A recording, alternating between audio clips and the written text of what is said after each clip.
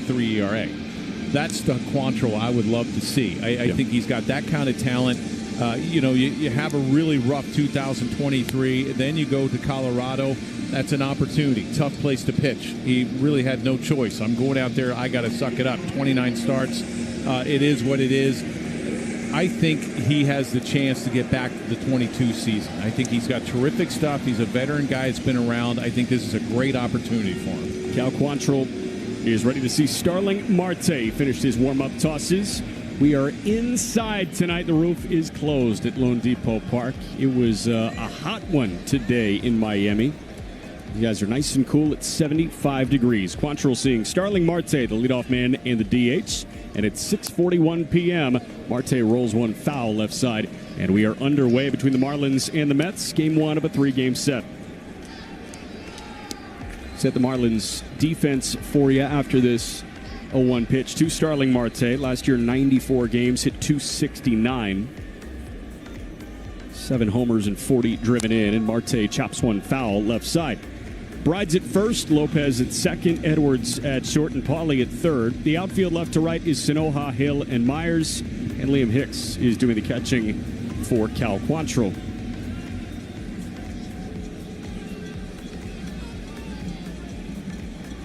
Oh-2 pitch. That one cut on and missed. Cal Quantrill with a 3-pitch strikeout. And what a tone setter on this Monday night. Yeah, nice breaking ball, outstanding pitch. And again, you can get away from the split. And you can throw fastball, command, curveball. Outstanding job. Juan Soto, you hear that round of applause for the Mets fans that made the trip down to South Florida. And Quantrill seeing Soto 3 for 9 in that Astros series. Again, the Mets did lose that series to the Astros. And he squared the bunt, but pulled it back. He's done that before. He has done that before in New York. If he sees that third baseman deep, and why not when you have Soto at the plate, he may drop one down on occasion. Quantrill's 0-1. Soto takes low. Ball and a strike. I mean, the answer to why not could be, well, he hit 41 homers a year ago and drove in 109. In OPS just under 990. Soto, like Nelly said in the On Deck show, one of the best bats in baseball, no doubt. 1-1, it misses low, and we get the shuffle for the first time. Yeah, splitter down and away. Not a bad idea. We talked about that in the pregame. How do you get him out? Well, you try to throw some fastballs, cutters in. Try to throw that splitter away. 2-1 to Soto. That one rocketed on one hop. That eats up Lopez and gets into right field. Otto Lopez got in front of that, but, I mean, that was going to be a losing battle from the jump. That ball was absolutely scorched, and it's a single for Juan Soto. Left his bat at 106 miles an hour. Yeah, I would say, hey, why don't you get in front of that ball? Or forget it. I'm taking that one to the side as well. It's a business decision there from Otto. Again, 106 on that single from Soto, and now it's Pete Alonso. Righty bat against the right-hander Quantrill. And the pitch. One is in for a called strike. That was a curveball at 85, a tight-turning curveball.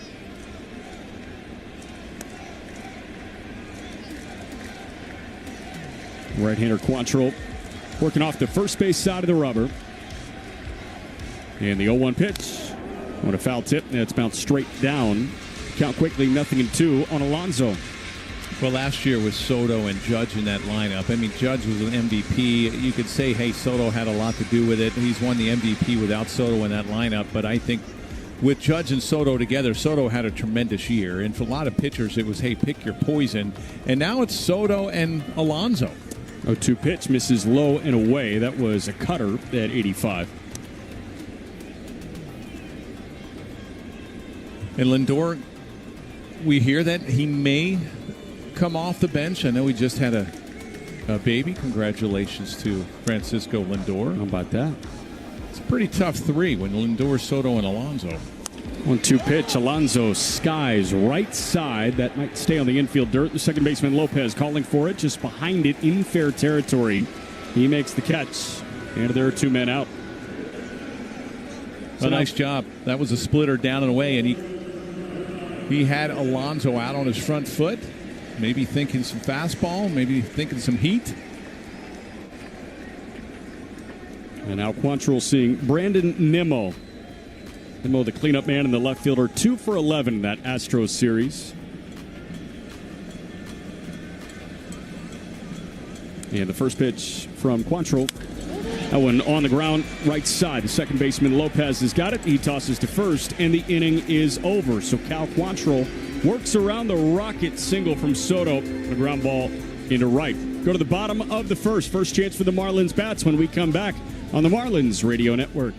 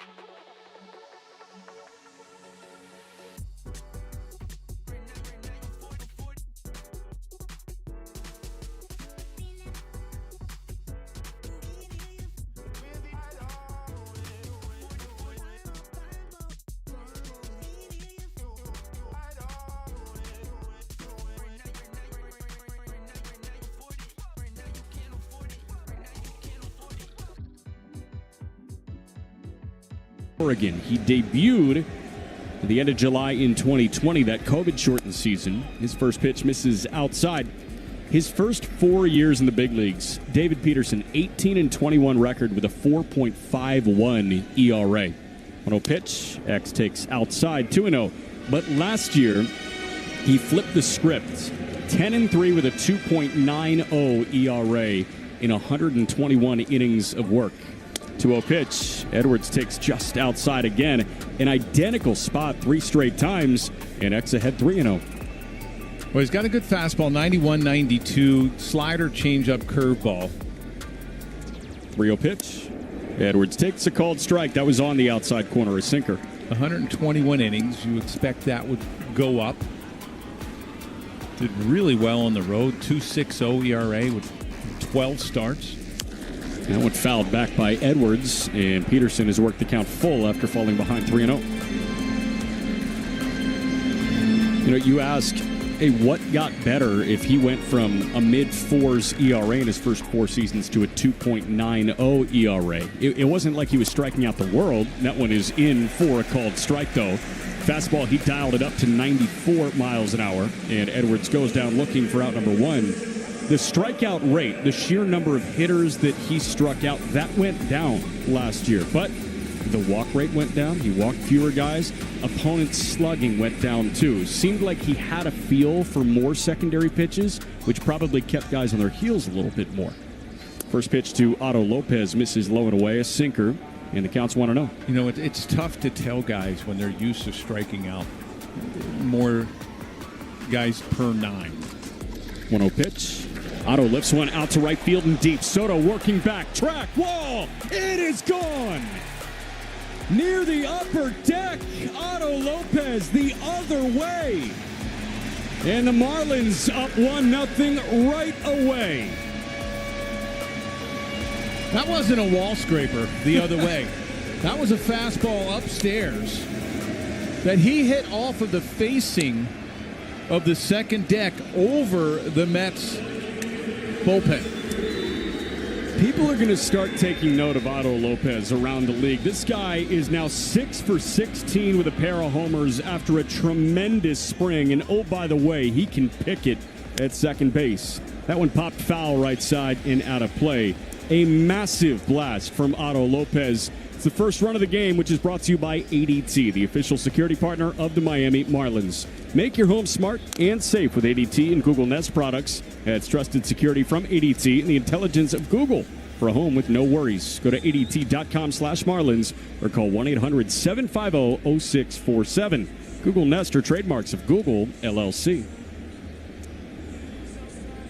Count quickly, 0-2 on Eric Wagaman, and Wagaman did go around on a pitch in the dirt, and he strikes out on 3 pitches for out number 2. But Otto Lopez, I mean, this guy has been swinging it as well as anybody in this Marlins lineup. Granted, we're only 5 games in that. Well, I was saying that Peterson keeps the ball in the ballpark, and he did 8 home runs in only 121 innings last year, and that was the first one he's given up this year, obviously, in his debut. The first pitch to Derek Hill is bounced foul left side. But to go the opposite field, I mean, for a right-hander to go opposite field, usually it's 2, 3, 4 rows deep. That ball hit off the second deck, the facing of the second deck. That was a shot from Otto Lopez, 103 off the bat. And that one in for a called strike, 385 feet, but that cleared the Met bullpen by a good enough amount. The lefty Peterson peeks in. He's ahead of Hill quickly, 0-2. And with 2 men out in the bottom of the first, the pitch is cut on and missed. 95. He dialed it up and found an extra tick. So Peterson strikes out 3 in the inning, but he allows that home run to Otto Lopez to put the Marlins on the board. We go to the second. Fish up 1-0 on the Marlins Radio Network. Hey, it's the good.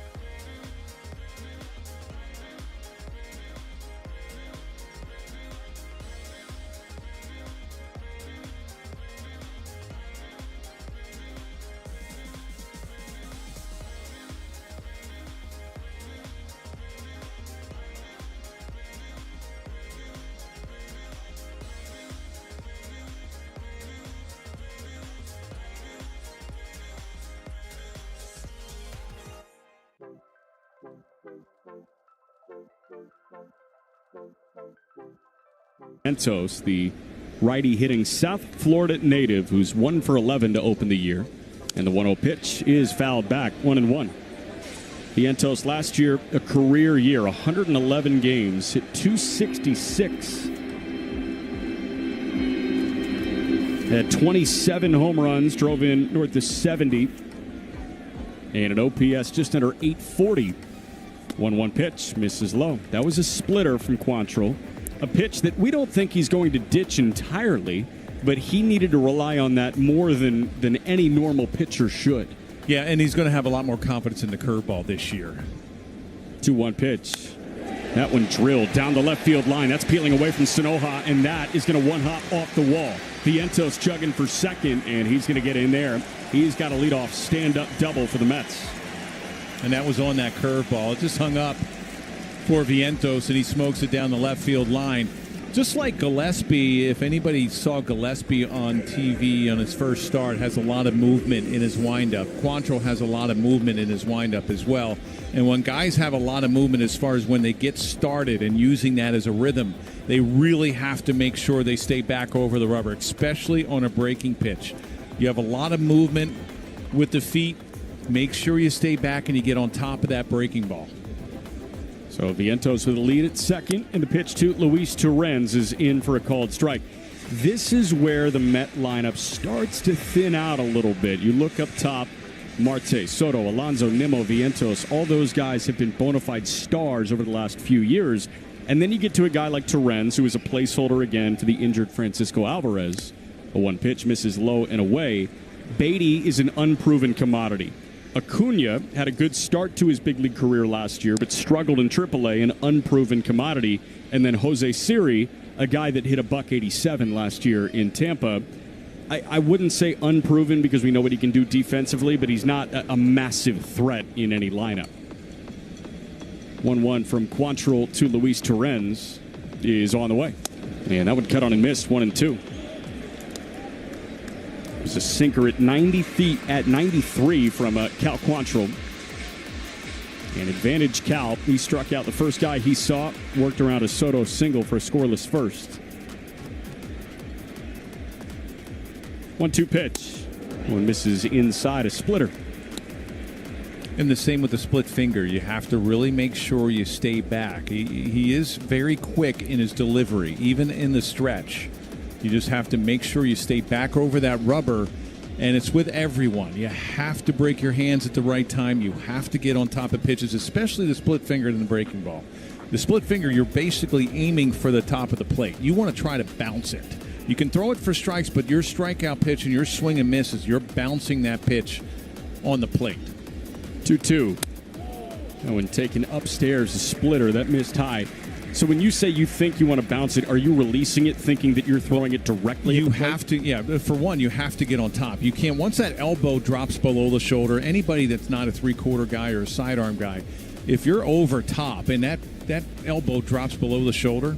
3-2. That one on one hop, a sharp hit ground ball over to short, but Edwards has got it. He's thrown to first in time, and Vientos stays put at second. You're going to wind up pushing the ball. And a lot of those splitters are going to stay up in the zone. It's not going to have that downward bite. You really have to make sure that elbow stays on top and you're on top of the splitter so you can concentrate on throwing that down. You want it to go between. You're taking that that thumb and pushing it right between your fingers. And naturally, it's going to end up a little bit higher than you want it to because it's going to kind of pop out between your fingers.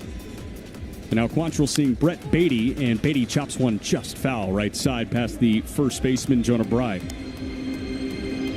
Brett Beatty had an undeniable spring, but Beatty has struggled in his big league career. Brett Beatty, who was a top 20 prospect in baseball at one point, still young, 25-year-old from the state of Texas. Brett Beatty, in his big league career, 171 games, hitting .213 with a .602 OPS. But in spring training, Beatty hit .353 in 51 at-bats. A one-pitch misses outside. Beatty, 20 games, that .353 batting average, 4 homers, had 11 extra base hits in 20 games, and an OPS just under 1,200. Vientos at second. And the 1-1. It misses outside. 2 balls and a strike. You know, the splitter's been an issue for him. He's trying to find it, and everything has been up with that pitch. And it's just a mechanical issue. It's not that it's a bad pitch. He's just not getting on top of it. Same with the curveball. Doesn't have the bite down. It's staying up in the zone. Cal's 2-1. That one popped foul left side and out of play. And that was another splitter. That was outside, but it still caught too much of the plate.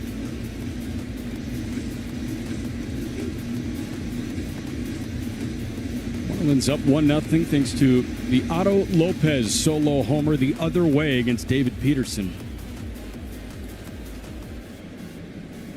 Quantrill gone to the split a lot so far. On more splitters than any other pitch in his arsenal. That one misses upstairs. That was a sinker. He's thrown 8 splitters. That was just the 6th sinker that he's thrown this evening. And you'd like to see the opposite. You'd like to see him really establish his fastball because you're not in Colorado. You really don't have to, hey, that split is my go-to. 3-2 pitch. That a foul tip. Did the catcher Hicks hold on to that? He did not. But Beatty gets new life. Is that just a matter of old habits dying hard? Maybe this guy's been not trusting yourself. Yeah. Not trusting that you have good fastball command or you have a good fastball. 3-2 again. That one lifted out to center field. Hill broke in immediately. Now he works to his left a little bit, and he makes the catch. Vientos retreats to second base, and there are 2 men gone. So it's been a little labor-intensive for Cal Quantrill, but he has gotten 2 outs and has not allowed Vientos to leave second base, where he was standing after a leadoff double. And that was a splitter that was lifted in the air. Usually you want those split-fingered pitches. You want ground balls out of those or swings and misses. He just hasn't been able to find that good bite or even the good bite on the curveball. Cal now seeing Luis Angel Acuna. Last year, 14 games, was 12 for 39. And Quantrill looks Vientos back in the bag at second. Everything... Every pitcher, everything comes off the fastball. When you're locating your fastball well, you're establishing it in the zone. The split comes off of that. The curveball plays off of that. First pitch, Acuna cuts and misses at a splitter that bottomed out. And that was one of his best ones. He stayed on top of it. He stayed back, and he really concentrated on bouncing that. And like I mentioned, you're aiming on top of the plate. Roger Clemens threw a really nasty split finger, and one thing that he says, I aim for the top of the plate. And that pitch misses low and away, a ball and a strike. It's like shooters in basketball. They aim for the front of the rim. Right. Like they say, hey, you know what? This is going to be my cue. I look at the front of the rim, and then I, miss just a little bit over the top of that, and that's where I get my makes. 1-1. Acuna checks his swing on a pitch low and away. That was a cutter. Count 2 balls and a strike. 2 men out. In the top of the second inning, the Marlins are up 1-0 on an Otto Lopez solo homer, his second of the year.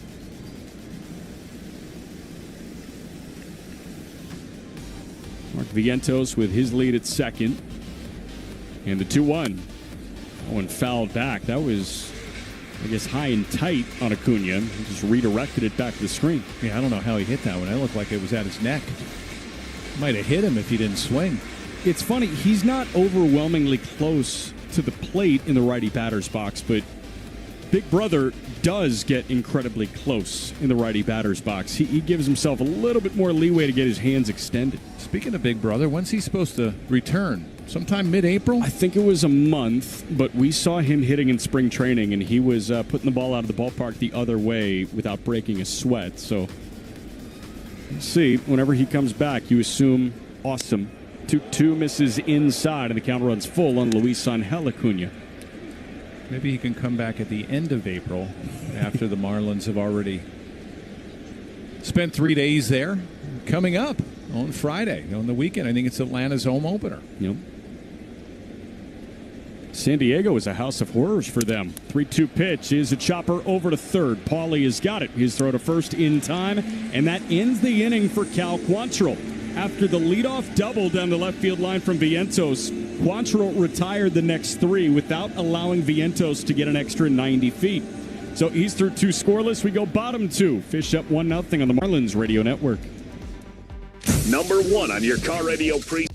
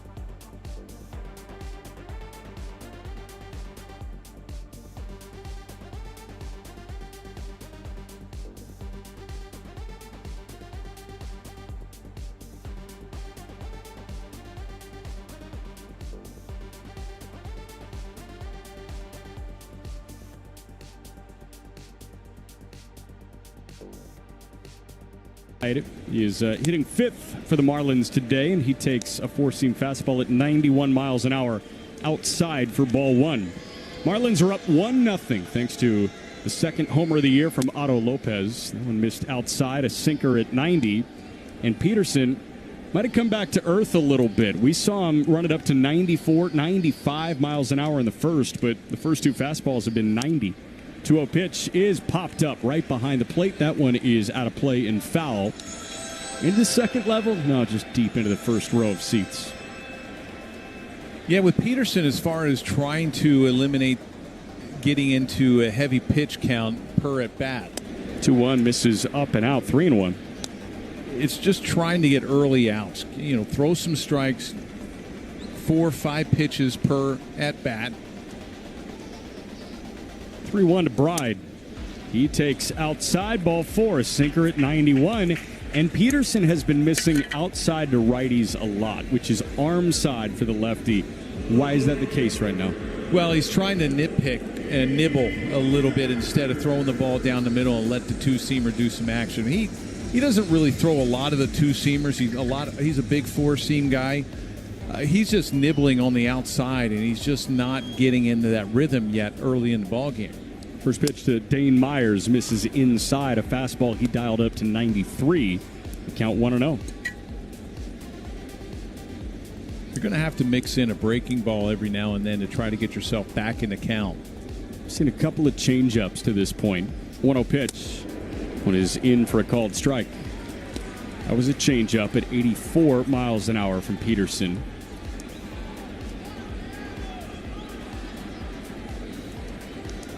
He's been fastball dominant so far. 1-1, nobody gone, and the 1-1 pitch misses low and in, and Myers held back a check swing. 2 balls and a strike. When pitchers are strikeout pitchers, and that's what they're used to, it's such a sexy thing. They want to strike out everyone. Yeah. For a starter, it's so important now, especially with the pitch count, to try to eliminate and put that in the back of your mind. 2-1. That one misses up and in. 3 balls and a strike. You take a look around the league and you see, okay, best pitchers in baseball. Chances are they're not leading the league in strikeouts per 9. They're among the league leaders in strikeouts because they throw a bunch of innings and they give themselves an opportunity to get there. 3-1. That misses outside, ball 4. Back-to-back walks open the inning. I think about Tarek Skubal in Detroit last year. Won the Cy Young Award in the American League unanimously. Skubal did not lead the league in strikeouts, but he led the league by a country mile in 3-pitch strikeouts. Good morning, good afternoon, good night. He was not in the business of wasting pitches, and if he could get an out in the first or second pitch of an AB, he would prefer that. Yeah, another perfect example, Sandy Alcantara. Yep. He's probably got strikeout and swing and miss stuff. First pitch, Liam Hicks squares to bunt. He gets one down. The pitcher, Peterson, off the hill. He tosses to first. That's his only play. And a beautifully executed sacrifice bunt from Liam Hicks. There's one man out, but the Marlins have men at second and third. Yeah, it's early. You want to keep tacking on runs because you know the Mets have a really strong offense. This is a great play right here.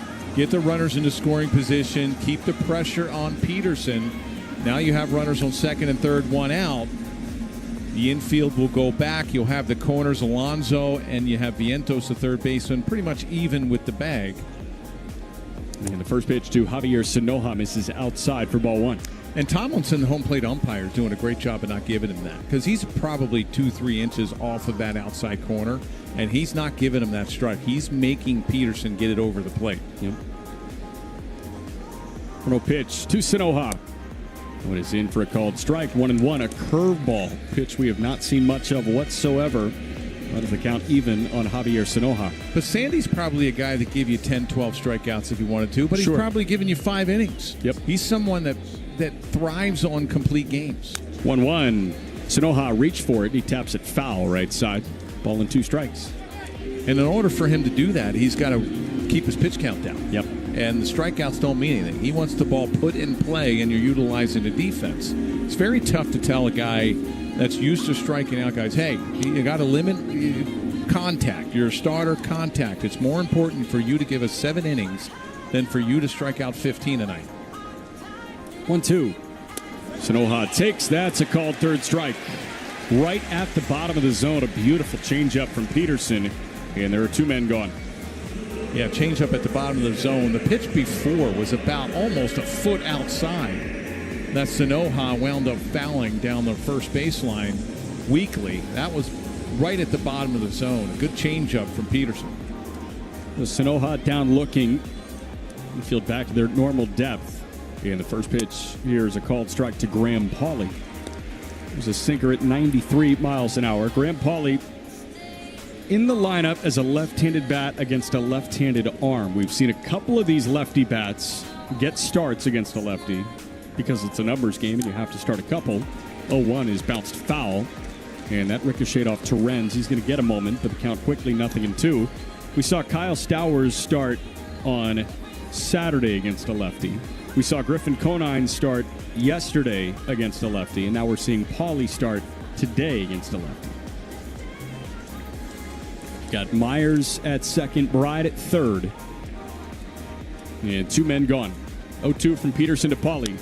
Going in on his hands, he flicks it left side, foul ground, could be playable. No, that's into the Marlins dugout, out of play. Well, with these guys, they face lefties in the minor leagues. Yep. You know, they come up to the big leagues, and maybe they don't have a whole lot of success. Maybe they do down in the minor leagues, but once you get to the big leagues, it's all about matchups on a lot of occasion. Unless you're a big superstar that you're going to pop about 40 to 50 homers out, then you're hitting against everyone. Yep. Right now, it's all about platoon and who can hit lefties better. I mean, that's, I think, all wait and see. 0-2, Pauley went around on a slider, low and away. Peterson dropped one on Graham Pauley, and he has back-to-back strikeouts after the sac bunt to strand a man at second and third. Through two, Marlins up 1-0 here on the Marlins Radio Network. Hey, it's the Good Greek Spiro, and when it's time for your next move, trust the brand of Miami.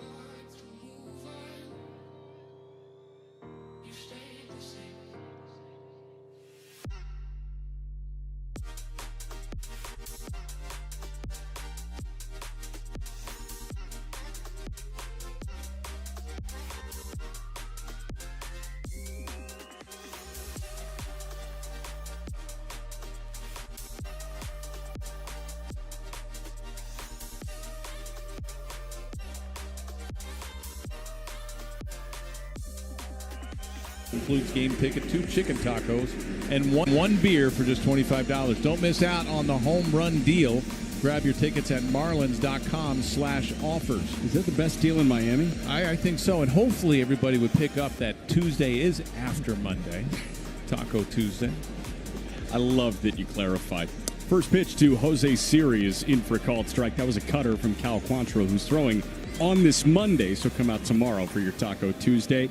Siri is a guy that has a lot of really loud tools. He hits the ball very hard. 0-1 is whacked at and missed. He runs very fast. He gets to everything in center field. He's got a great arm. The problem is he swings and misses a lot. Among players last year in Major League Baseball with 400 plate appearances, he had the highest strikeout rate of anybody, quickly approaching 40%. 0-2 misses low and away. So he was acquired by the Mets for a minor league reliever by the name of Eric Orsi this offseason. Siri, a guy that, again, could win a Gold Glove and can run into homers. He hit 18 of them a year ago and stole 14 bases, but strikeouts can be nauseating. 1-2, that one cracked down the left field line, but that tails into the seats, out of play. And when he hits them, he'll let you know. I mean, he puts on a nice show around the base pass. Hey, you're right. He's a great defender, an absolute great defender. Fun to watch in center field. You just wish that he was just a little bit better of a hitter. 1-2. He lunges for one and rolls with foul down the third base line.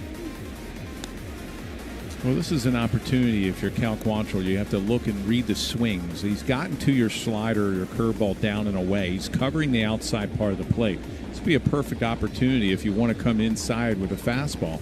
And again, it sets up the outside pitch. 1-2. That one cut on and missed. He went to the breaking pitch, and Siri swung over top of it. There's one man out. That's the second strikeout for Quantrill. Had a little bit more depth to it. Didn't have the slide. It was more of a 12-6 type curveball. To your point, Nelly, you could see on the last couple of swings, Siri was getting his hands extended. It was a really long swing, so the fastball high and tight makes sense. Could that splitter low and in have made sense as well? You could. Not a lot of pitchers like to throw inside anymore. Yeah. They're either afraid to hit guys. First pitch to Starling Marte. He showed bunt for a moment, but took a curveball for a called strike, 0-1. But it's still such a successful pitch because if your game plan is, hey, I got to get this guy out of the way. My breaking ball plays away to this guy. I want to get him out of the way on fastballs. You can't allow him to cover that part of the plate. 0-1 pitch. Marte swings, drives one high in the sky, out to left. Sanoha back at the track. He leaps up, and Sanoha couldn't get it. It's gone, and that's a solo home run for Starling Marte. We're tied at 1 in the top of the third. Well, Quantrill started him out with a breaking ball for a strike, and then he hung that curveball. Doesn't have a great feel for the curveball in the split yet. He hasn't been consistent on those pitches. That one stayed on the inside half. You get underneath or on the side of that curveball, and then Marte just drops the head. That was a high arcer. 103 off the bat. The hang time on that, it hung in the air as the first pitch to Juan Soto is lined foul left side and out of play. Over 6 seconds. I mean, that is an NFL punt that just dropped in to the right of the Marlins bullpen in left center. Solo homer. We're tied at 1. And the pitch to Soto misses up and out, a ball and a strike. Starling Marte is first homer of the year, just his second hit. He had 7 of them a year ago in 94 games. Yeah, a player that the Mets hope that stays healthy. He's a really good player if he stays healthy. 1-1. That one misses low and away. He clearly takes care of his body, and he wants everybody to know with that small jersey. He is jacked. I mean, he can run. He's a really good outfielder. Most likely are going to wind up DHing this year because of who they have in the outfield. 2-1. Soto tomahawks one out to center. Derek Hill is there, just shy of the warning track. He makes the catch, and that is out number 2. I mean, that pitch was well above the zone, and Juan Soto, to your point, there's no uppercut in his swing. He somehow manages to put good wood on a pitch that's about neck high for him. He is someone, and very few, I really don't know of anyone in the major leagues that has a more level swing than he does. Now, Pete Alonso seeing Cal Quantrill, the right-hander. And with 2 men out, Quantrill spikes a sinker low and away. He sees the ball, Soto does so well, and has such great pitch recognition. That was a cutter upstairs, and he still got on top of that. 1-0 to Alonso. He takes low, a cutter, 2-0. Otto Lopez homered in the bottom of the first. Starling Marte just responded with a homer in the top of the third. Starling Marte, the former Miami Marlin.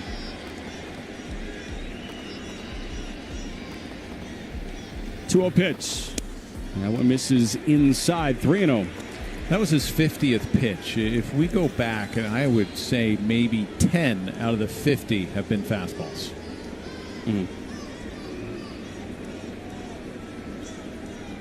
3-0. That one a ground ball up the gut. Otto slides to his backhand. It gets under the glove and rolls into center for a base hit. That'll be a 2-out single for Pete Alonso. And he's aboard for Brandon Nimmo. You're seeing a lot of that. Was a sinker right down the middle that Alonso hits right back up the middle. You're seeing a lot of cutters, a lot of splits, a lot of curveballs. I can tell you right now, through 48 pitches, baseball savants dragging behind a little bit. Through 48 pitches, 7 sinkers. Yeah. 18 splitters, 13 curveballs, 10 cutters, 7 sinkers. Good call, Nelly. First pitch. That one a chopper right back to the mound. Quantrill has got it. That was a splitter, and the underhand toss to first base ends the inning. A 1-3 put out for the Mets. Tie it at 1. Starling Marte with a solo home. Let's see if you can figure out the following base.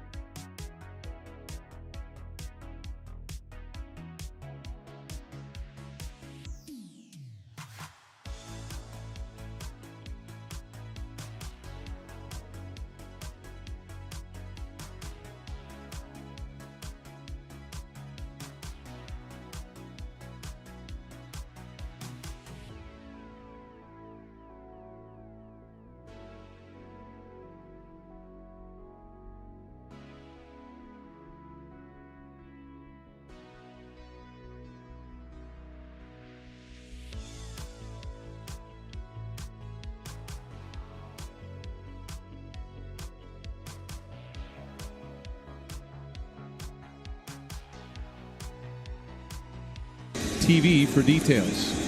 Alongside Jeff Nelson and Steven Strom with Julian Barbosa handling things in studio. I'm Jack McMullen. You've got the left-hander David Peterson on the hill for the Mets. Marlins and Mets tied at 1. Otto Lopez with a solo homer in the bottom of the first against Peterson. The other way, he is on deck. But the leadoff man, Xavier Edwards, sees Peterson, and he pulls back a bunt attempt on a curveball. It's a called strike 1. So Peterson and Quantrill tonight. Sandy and Senga tomorrow. Sandy Alcantara after throwing on opening day against Paul Skeens. And that one a bouncer on one hop over to third. Vientos has got it. Cross diamond throw on the mark to Alonso. And there's one man out. Sandy, after throwing against Paul Skeens and working 4 no-hit innings at the outset of that one on opening day, will match up with the Mets' best starter from 2 years ago. Last year was pretty much entirely a wash for Senga. He missed the overwhelming majority of the year. He came back at the end, looked really sharp in 5 innings, but then he was dealing with a leg issue, and that ended his season. That went in for a called strike. We were talking with a couple of guys in the Mets radio booth, and they were saying he really didn't throw that forkball at all during spring training. He was working on some other stuff. That one is cut on and missed by Otto, 0-2. So what kind of Kodai Senga are we getting? I feel like the answer is I don't know. Yeah, I don't know either. Remember last year when he was starting to work his way back? 0-2 to Otto. That one misses low and in, ball 1. How he would shut himself down and say, hey, I really don't feel comfortable in my mechanics right now. I got to take some time to figure that out. I don't know. It's a different breed over there in Japan. And 1-2 pitch. Now when cut on and missed, Peterson fouled the slider in that at-bat, and he strikes out Lopez swinging. There are 2 men gone. Now, did the Mets radio, do they say anything about a 6-man or he's going to go every 6th day? I think that was reported. Don't quote me on that. We did not get to that part of the Senga conversation, but they did say that he seems like the wild card of the group. Because, again, He's like a box of chocolates right now. That one misses low and away to Eric Wagaman, ball one. You just have no idea what you're getting from him. And he's got great stuff. I mean, the Mets absolutely need this guy in their rotation to have success. 1-0 pitch is waved at and missed. A changeup, 1-1.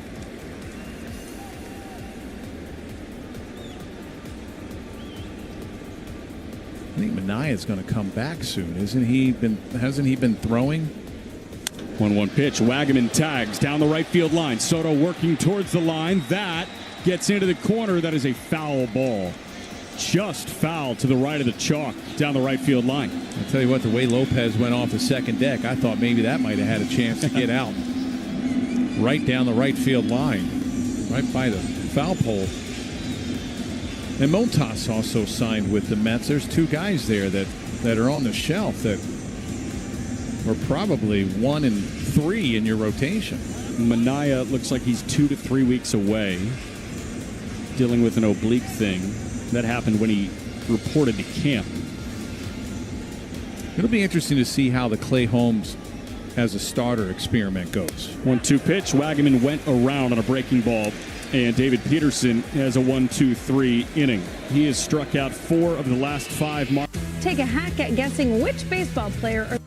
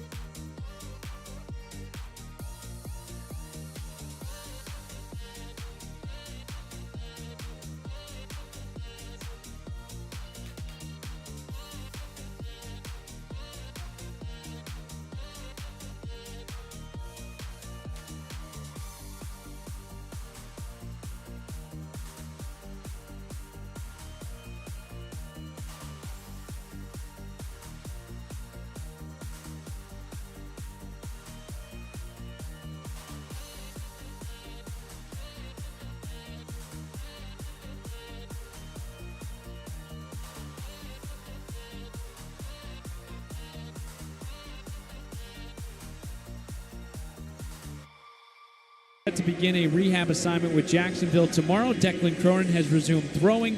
Braxton Garrett continues to rehab from surgery. Andrew Nardi continues to improve with his rehab. He actually started throwing today.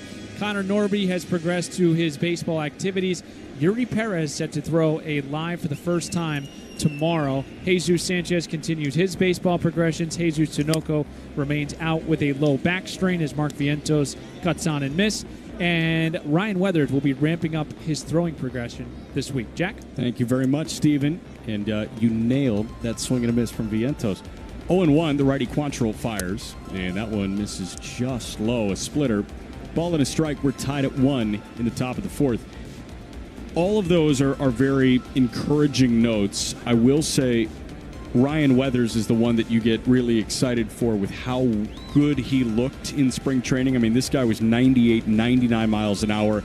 It was very well documented that Ryan lost about 20 pounds this offseason, switching his diet. That went off the end of the bat, a one-hopper right back to the mound. Quantrill has got it underhand toss to first in time and out. But when Ryan Weathers comes back and you've got Sandy, Weathers, and Meyer with Yuri Perez on the mend, I mean, this pitching starts to look really good.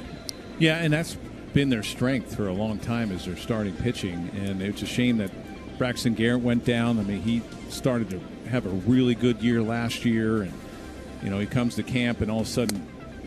No one cut on a miss by Luis Torrens, 0-1. Injury problems. You know, Max Meyer looked great yesterday. Weathers last year, he's got a terrific fastball, good changeup. He's a strikeout guy. He's a guy that... A one pitch. That one misses high and tight. 1-1. When we're talking about limiting the amount of pitches per at-bat and trying to put the strikeouts on the shelf and concentrate on getting deep into the game. 1-1. That one rolled past the outstretched glove of the second baseman Lopez into right for a base hit. Otto was shifting a little bit to pull, and he on a dead sprint could not get to that ball, so a rolling single the other way from Torrens. There's a man on with one man out. Weathers was doing that. Once he said, hey, okay, strikeout's sexy, but 7-8 innings is even sexier. Yeah. And he was doing that last year, and total different pitcher. He went from 4 to 5 innings, okay, 8-9 strikeouts, but you had 100 pitches, and it really, you weren't getting deep into the game. You're going to the bullpen right away. Montreal's first pitch to Brett Beatty misses upstairs for ball 1. To one of the better starters in the league. Yep. Ryan Weathers last year, he had starts where he went 8 scoreless innings in Detroit on May 14th. 1-0 pitch here to Brett Beatty is a called strike at the top of the zone. Worked 7 innings, a 1-run ball against Milwaukee on May 20th. In mid-April, it was 6 innings, a 2-run ball with 10 Ks. He got to 6 all the time, pitched into the 7th 3 times, and he was limited because of injury in 2024. 1-1, Beatty hits high in the air, left side. That's peeling foul and out of play, 1-2. And he's someone, he could get the strikeout if he wanted, and he could do it within 3 or 4 pitches like Tarek Skubal. He has that ability.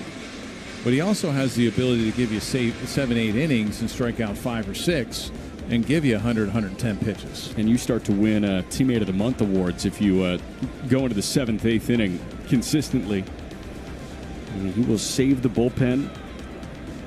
I'm really excited to see Ryan Weathers and the rest of those guys back in action. We're in the top of the 4th here. Cal Quantrill is making his Marlins regular season debut. And the 1-2 to Beatty with Torrens at first. Is bounced up the gut, could be 2. X will run to second for 1, on to first, in time to beat Beatty for the double play. Xavier Edwards did it himself. Great moments in baseball have been broadcast on the radio since 1921. Smith corks one into right, down the line. It may go. Go crazy, folks. Go crazy. It's a home run, and the Cardinals.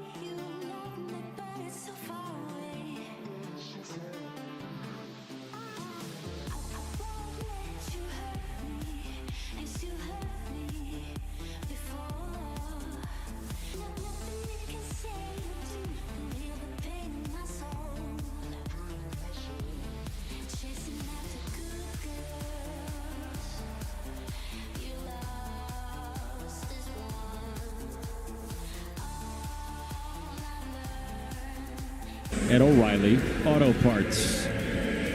Just saw a shot of the ball boy down the left field line wearing one of the Marlins Venezuelan heritage jerseys that they're going to be giving out on Saturday, April 12th. That's going to be fun. We got Chamos. Yep, We got a 2-series homestand, a 6-game homestand coming up after a 6-game road trip to Atlanta and New York. Derek Hill misses low and away. Tied at 1 in the bottom of the 4th, but when the Marlins do come back after this Mets series and then Atlanta and the Mets on the road, we'll see Washington and Arizona right here at Lone Depot Park. One misses low and in, 2-0. And you're going to be right back here with us, Nelly. I will, and I'll stay around or do something when you guys go to Philly for 3 days. 2-0 pitch is in for a called strike. I never get those kind of schedules when, hey, 6 games at home, we're going to throw you up to Philly for 3 and then have you come right back for 3 and then hit out to the west. Yeah. 2-1, misses low and in. So that's, 6 Atlanta and New York, then home for 6. And then, Philly for 3, home for 3, and then Seattle and the Dodgers. 3-1.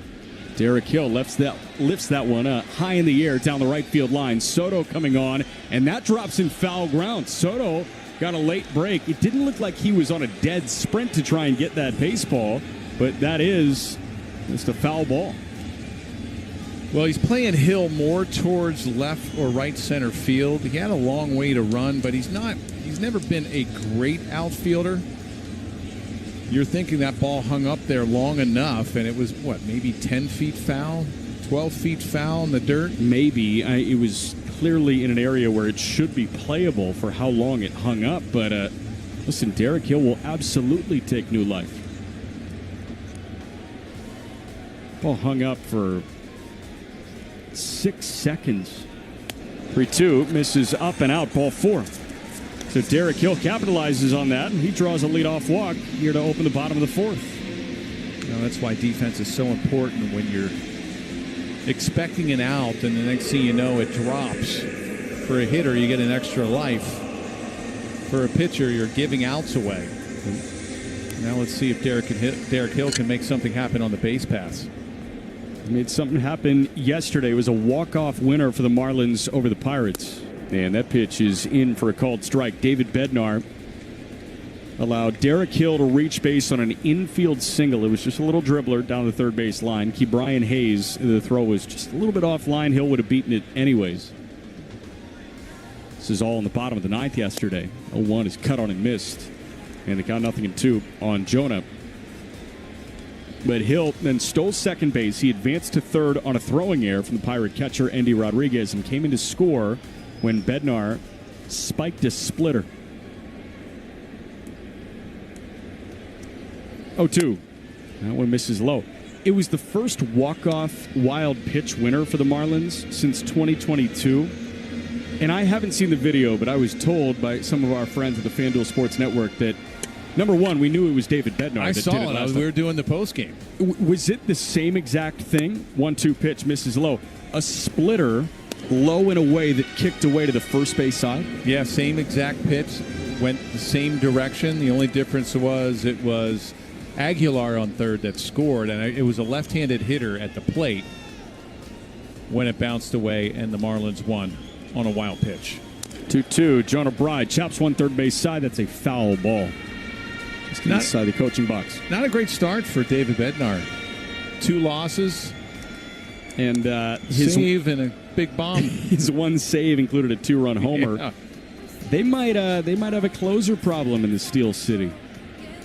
But the Marlins had a just exceptional weekend. 3-1 series win, all via walk-off. That one lined down the right field line. Soto on his horse. Soto reaches up and he makes the catch. And he fires back into first base. Hill in there standing up. Juan Soto, it was a pretty late break, but he did get there, and on the dead sprint made the catch. There's one man out. Yeah, he almost did not get back in time to make this catch. He ran straight across instead of back. He doesn't take the greatest of angles to the ball, but he did make a good catch there. Probably saved a run.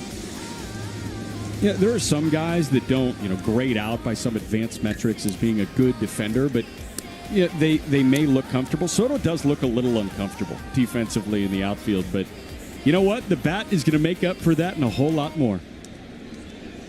So the lefty Peterson, seeing Dane Myers now, who walked his first time, and he throws over. Hill back in standing up. You might see a little bit better outfield play from Soto. At Yankee Stadium, right field is a very tough position to play there because of the ball carries that way. You have such a short porch in right field at Yankee Stadium. Citi Field's a little bit different. Quick throw over to first. Hill back in diving safely. That was close. Yeah, Peterson at 6'6", so he's got a pretty decent move, and he's got a quick move to home. He really doesn't lift that leg. That was a step off and a snap throw over to first. Tough to get a big jump. Hill may try here. First pitch to Dane misses outside for ball one.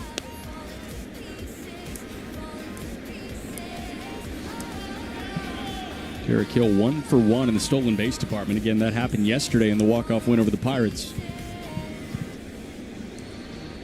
1-0 pitch to Myers. That one lined into right center field. Siri coming on, so is Soto. He can't pluck it on a short hop. Hill wheeling around second, headed to third. He's in there without a throw, and Dane Myers has a one-out single. There are men at the corners for Liam Hicks. Another perfect example. That ball hanging up. It jammed Dane Myers. He hit it out to right center field. It hung up, and that was a ball that probably could have been caught. Instead, Soto has to play it on a hop. It gets off his glove. And luckily, Siri was right next to him, picked it up barehanded. Or again, I think Derek Hill probably scores on that play if it squirts away a little further from Siri. That was a good read by Hill, I thought. Getting Very first good read. and third. Very good read by Hill. So now the infield comes in to chat with David Peterson and his battery mate Luis Torrens. You got Myers at first. Myers can run. Hill at third. And Liam Hicks looking for his first major league hit. Laid down a sacrifice bunt in the second. He's 0 for 5 to begin his big league career. This is what you have to decide to do if you're the defense of the Mets. You have two speedsters at the corners. Usually with one out, you're going to try to attempt a steal, and we've always seen the first and third. Teams don't throw through. And I think that was one of the discussions that they say, hey, what are we going to do if Myers decides to steal? Are we going to throw through? Are we going to fake? First pitch to Liam is cut on and missed. That was a sinker at 92 inside. There's always a couple plays that they go over. The catcher will come out and he'll give signals. He'll either fake, snap, throw to third, won't throw through. Sometimes the shortstop will come in and cut that ball off as it goes down to second to make a play at home. 0-1. Liam Hicks with a bouncer over to first. Could be two. Alonso to second for one. On to first in time for the double play. Alonso, Acuna, Alonso, 3-6-3 on the double play. And great moments in baseball have been broadcast on the radio since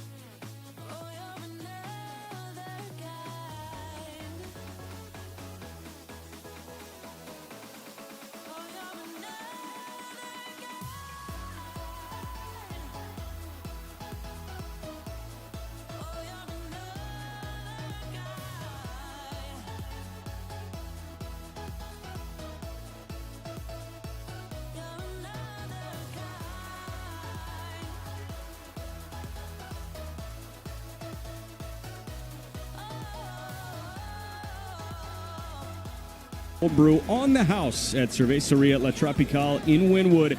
this Sunday, April 6th at 1 p.m. Join the Marlins at Cerveceria La Tropical Sunday for the ultimate watch party.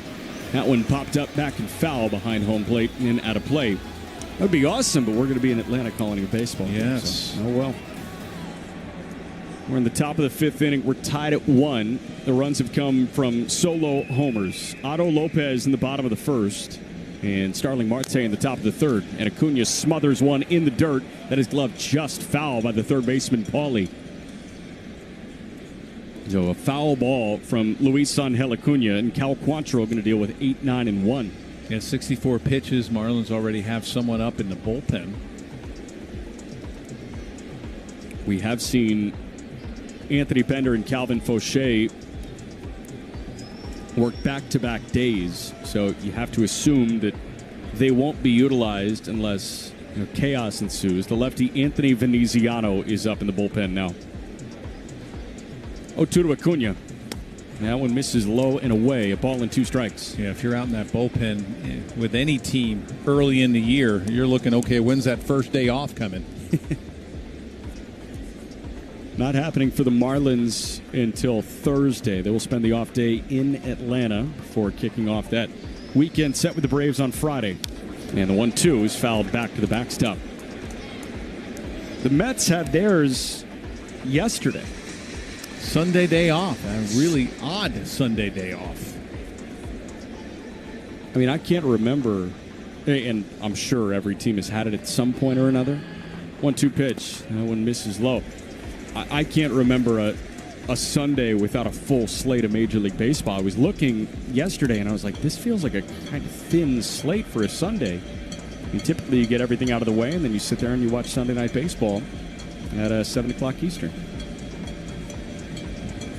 2-2 from the right-hander, Cal Quantrill. Nobody out in the top of the fifth. The pitch. That one bounced. Diving stop by Paulie at third. From his knees, one hop. It's a little bit late, and it got away from Bride. Just barely dribbled away from Jonas, so Acuna stays put at first base. But how about that diving effort, stopping that ball from rolling into left from Graham Paulie at third? A heck of a play, Jack, going to his left and extending and trying to get back up to make a throw. Acuna runs well. Outstanding effort by Paulie over at third. Threw on one knee. That was the only shot he had to try to get it over to first. And credit to Graham for knowing. Like, that internal clock was whizzing in his mind saying, I got to go. I can't get up. Throw over to first. And Acuna is back in safely with a dive. Luis Angel Acuna has not stolen, he did steal a base earlier this year. He played in 14 games for the Mets last year. He did not swipe a bag, but he's coming off a year last year in AAA. It was the first pitch to Jose Siri. He is on the way from Quantrill, and no one misses low and away. Last year in AAA, Luis Angel Acuna in 131 games stole 40 bases. The year before that, 121 games in AA. He stole 57 bases. He can absolutely fly. Next pitch. Jose Siri cracks that one into right. Dane Myers on his horse. He won't get there. It one hops off the wall. Acuna zooming around third. He's heading home. The throw coming home is cut off by Bride. And it's an RBI double from Jose Siri, who looks towards the Mets dugout and pumps him up. It's 2-1 New York in the top of the fifth. Well, the one thing analytics do not grade or tell you about is speed on the bases and what kind of pressure it puts on a pitcher. Just that inkling of knowing that Acuna has a chance to steal, and the speed that he has, you lose concentration at the hitter at the plate.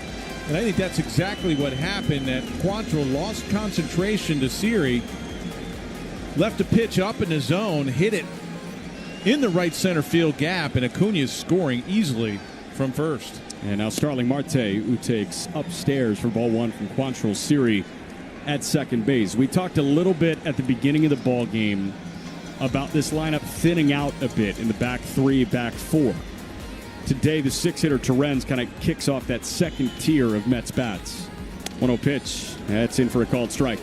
If the bottom half of that Mets lineup is going to produce, it's going to be by winning 100-meter dashes, and we just saw that from Jose Siri and Luis Angel Acuna, they were both flying around the base paths. 1-1 to the leadoff man, Marte, who homered his last time up, He takes inside a splitter, and the count 2 balls and a strike. And when you get speedsters on the bases, especially with Hicks, a very young catcher, hasn't played in AAA, he's a Rule 5 guy, they're going to test his arm. So as a pitcher, and Quantrill, he did a nice job with slide stepping, but you cannot lose concentration on the hitter. 2-1 pitch is dotted at the knees, a sinker at 94, and the count 2-2. Once you start worrying about the runner, and speed always plays in a pitcher's head. You're always saying, okay, I got to try to keep him close. You have the disengagement rule. You have the time clock that you have to deal with. 2-2. It was in on Marte's hands. He rolls it foul towards the Mets dugout on the first base line. Siri at second. It's always a threat to run, but not really a sterling time for that. You got Juan Soto waiting on deck, a lefty bat.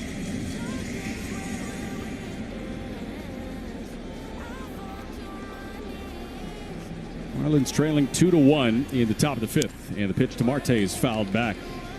Well, with Siri, a former Ray, I don't know if you ever caught some of the base running by the Rays last year. They weren't that great. No. As far as a lot of times I saw first and third outs at stupid base running mistakes at third. They had a couple of guys over the last few years that were high volume, low efficiency base runners. 2-2 plunked Marte. That got him on the elbow, a hit by pitch. He wears that foam elbow guard, and the hit batsman puts men at first and second, still nobody out in the top of the fifth. But think about Siri and Randy Arozarena. Both those guys got caught a lot on the base paths. Yeah, you just wonder, you would like to have smarter base runners, and I don't think they were very smart. I mean, a lot of outs made at third, whether they're getting picked off, going first and third with nobody out, first and third with 2 outs, and ending an inning. It's something you just don't do, and I saw a lot of it from the Rays last year. Well, Cal Quantrill is seeing Juan Soto with 2 men on and nobody out in the top of the fifth inning. And that was a splitter that hit Marte, and Marte just hung in there, knew he was just waiting for that to break. Sometimes a hitter will see that tumbling action from a splitter and stay in there waiting to see if it's going to break over the plate. That just catches him in that elbow guard. First pitch. Soto takes upstairs for ball 1. Juan Soto today 1 for 2 with a single that left his bat at 106 miles an hour. Well, this is where he's dangerous. Nobody out, first and second. I know third base is open. 1-0 pitch. Misses outside, 2-0. But really no place to put him. Are you surprised they didn't put in Veneziano here in this spot? Lefty. And then you have Nimmo coming up after Alonso. Well, went in for a called strike, 2-1. I say that just because Cal's at 80 pitches. You would have signed up for this probably, getting these amount of innings. At some point, you have to trust your starter. At some point, you're going to have to let him get out of his own jams, and this is probably one of them. 2-1 pitch. Soto cuts and misses. He was swinging for the stratosphere, and he swung over the top of the splitter, 2-2. Yeah, that was a good splitter down, and that's one thing that Quantrill hasn't had the consistency with, the splitter down. He's left a lot of them up. Even the curveball he's hung on occasion. 2-2 from Cal. That one misses low, and the count's full. And that's what makes Soto so good. That was a really good split that you would probably get a lot of swings and misses on, and that's where you want it. You want it in the dirt. You get ahead, you want it in the dirt. And Soto just lays off of it. He just spits on those pitches. He swung at a splitter. He's thinking, okay, I'm going to get the same one. He did, and he laid off of it. Mr. Perry with the spitter, right? The spitter. 3-2 to Soto on the way. And Soto takes low and in, a cutter at 90 for ball 4, and the bases are loaded for a guy that is not much less of a threat in Pete Alonso. The Pete chant radiate a little bit, and Daniel Moskis, the Marlins pitching coach, is out to chat with Cal Quantrill.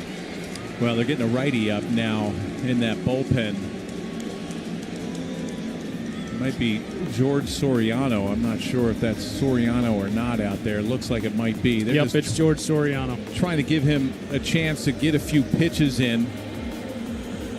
I don't think he's going to be able to get ready for Alonso.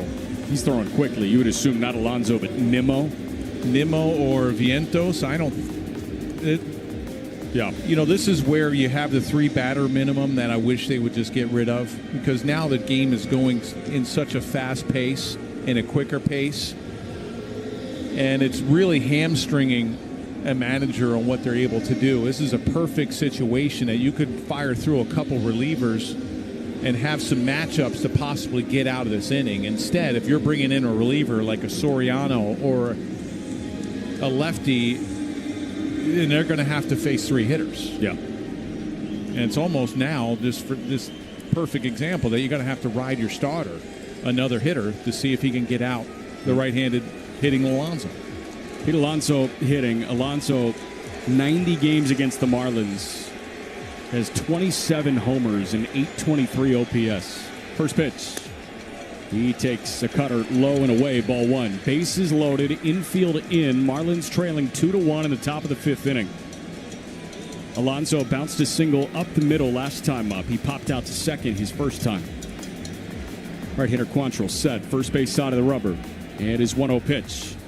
Alonso takes a called strike, a sinker at 94 miles an hour at the knees. And that's a pitch that you haven't seen very often, is that fastball. And hitters will give up on that because they're looking off speed. They're looking something, either that splitter, cutter, or a curveball that's hanging over the middle of the plate. 1-1. Alonso takes low, a sinker about shin high. And that might have been the first time that he's ever thrown 2 fastballs in a row. I was going to say, it feels like he's getting more comfortable with it. The last 2 at 94 miles an hour.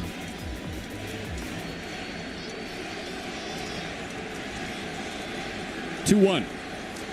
That misses low. Hicks kept it in front of him. It was a cutter that Quantrill buried, but a nice job by Liam Hicks not letting that bleed away. And everybody stays put, but you got Siri at third, Marte at second, and Juan Soto at first. Well, it's a 2-1 game, and you're 3-1.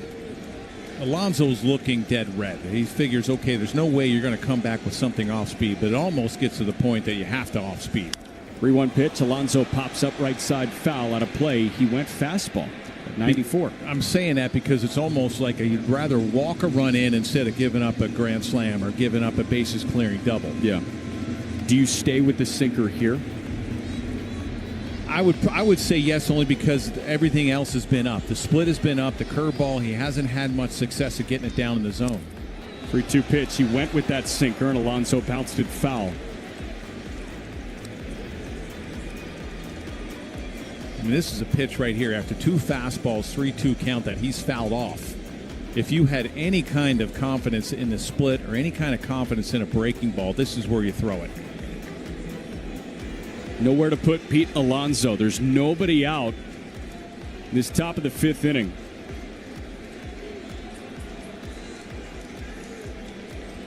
And the 3-2 pitch. Alonso lifts out to right center field and deep. Myers is back. So is Hill. Back to the wall. Myers jumps, and it's gone. It was a fastball again, and on the 90th pitch of Quantrill's night, Pete Alonso takes him to right center for a grand slam. And it's 6-1 Mets in the 5th. Jack, this is exactly what we were talking about. Yep.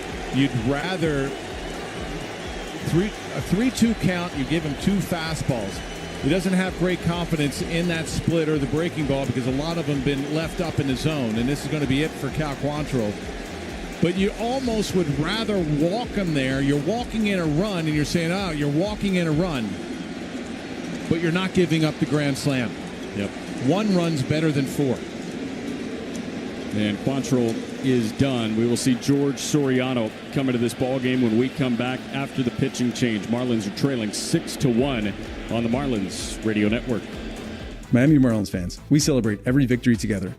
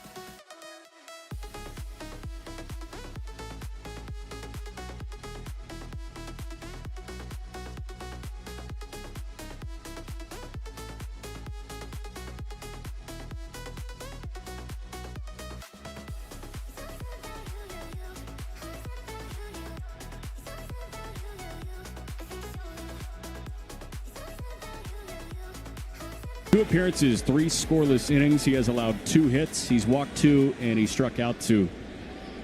Bases are empty, so the line on Quantrill is done. We'll give you that in a moment. The right-hander Soriano seeing the lefty bat Brandon Nimmo, who's bounced out twice. First pitch is cut on and missed. 0-1. While we have a moment, let's pause 10 seconds for station ID here on the Marlins Radio Network. Number 1 on your car radio preset.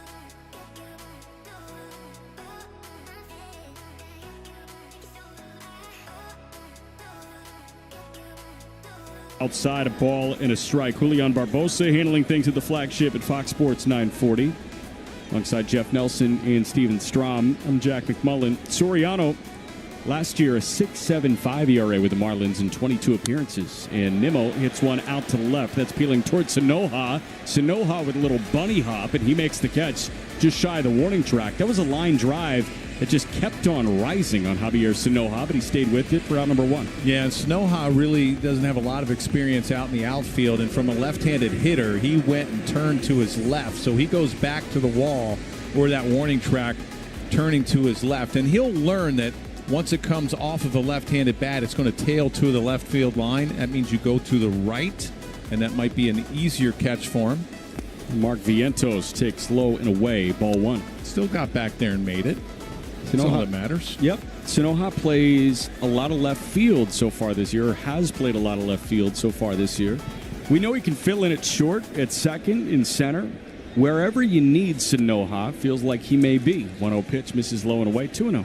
Yeah, he's one of those guys who's super utility. You love those type of players because you can put him anywhere. And if he hits, because he can really run, he can fill in a number of positions. So by your definition, what's the difference between a utility player and a super utility player? 2-0 pitch, that one popped foul right side, not a play. They can play left field. I mean, they can play the outfield. Super utility guys, they can play everywhere. Usually a utility guy is just a middle infielder that can play maybe some second base, third base. You don't want to put him out in the outfield.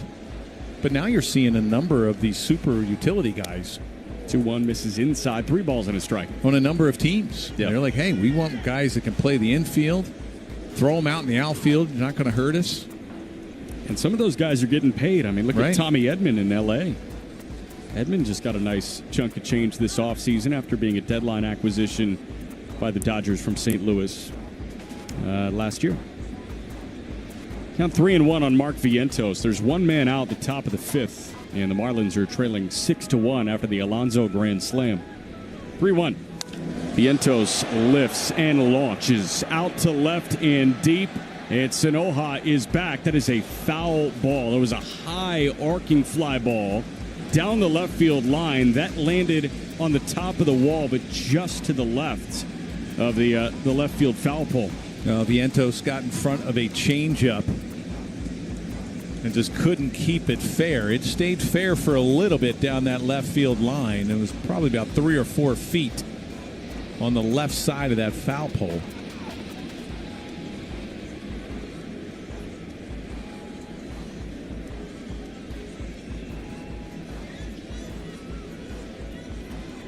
Soriano set. He's from the stretch with nobody on. And with one man out, the payoff pitch. That one misses low and away, ball 4. So Vientos draws the walk after Soriano collected the first out of this top of the 5th inning. I think Cal Quantrill, he's going to go back and he's going to look at this, and hopefully they talk to him. And one thing you can take, there's a lot of things you can take out of this outing. One of them, you have to have fastball command. Yeah. You have to throw that fastball more. He really got away from it. He didn't establish it at all. First pitch to Luis Torrens is cracked into center field and deep. Hill back to the warning track. Derek Hill leaps up, and it hit off the top of his glove and bounced over the wall. Hill pointing to his glove, and everybody paused for a moment, but it is gone. And the umpires are all down there looking at each other as well. Like, well, what do we do? We have the second base umpire, Bruce Dreckman. He's looking at the third base umpire. You're like, is it a homer? What do we? I mean, who's calling it here? And they're all looking at each other, puzzled. I didn't think my eyes deceived me, but we get a look at the replay now. If I'm not mistaken, Hill jumped up to try and make the catch, and it bounced off the top of his glove. It just grazed the top of his glove. One more look at the slow-mo. Yes, and that might have actually pushed that ball over the wall in straightaway center field. It just hits the top. You're absolutely right, Jack. That probably would have hit about a foot down on that wall. And it redirected. Hill was looking at a snow cone jumping catch. And that got over the wall. It is a home run. So a 2-run homer from Torrens, and it's 8-1. The call on the field is home run. Miami is a first review. They're going to review this. What would they be reviewing? I have no idea. You know, it's... I think... Didn't we learn this from Jose Canseco a while back? Yeah, right? but I'm trying to think. There was a play last year that... The call on the field is confirmed and it's a home run. There was a play. It was confirmed a home run. So there was a play last that it hit a Marlins player's glove, and it stayed on the wall.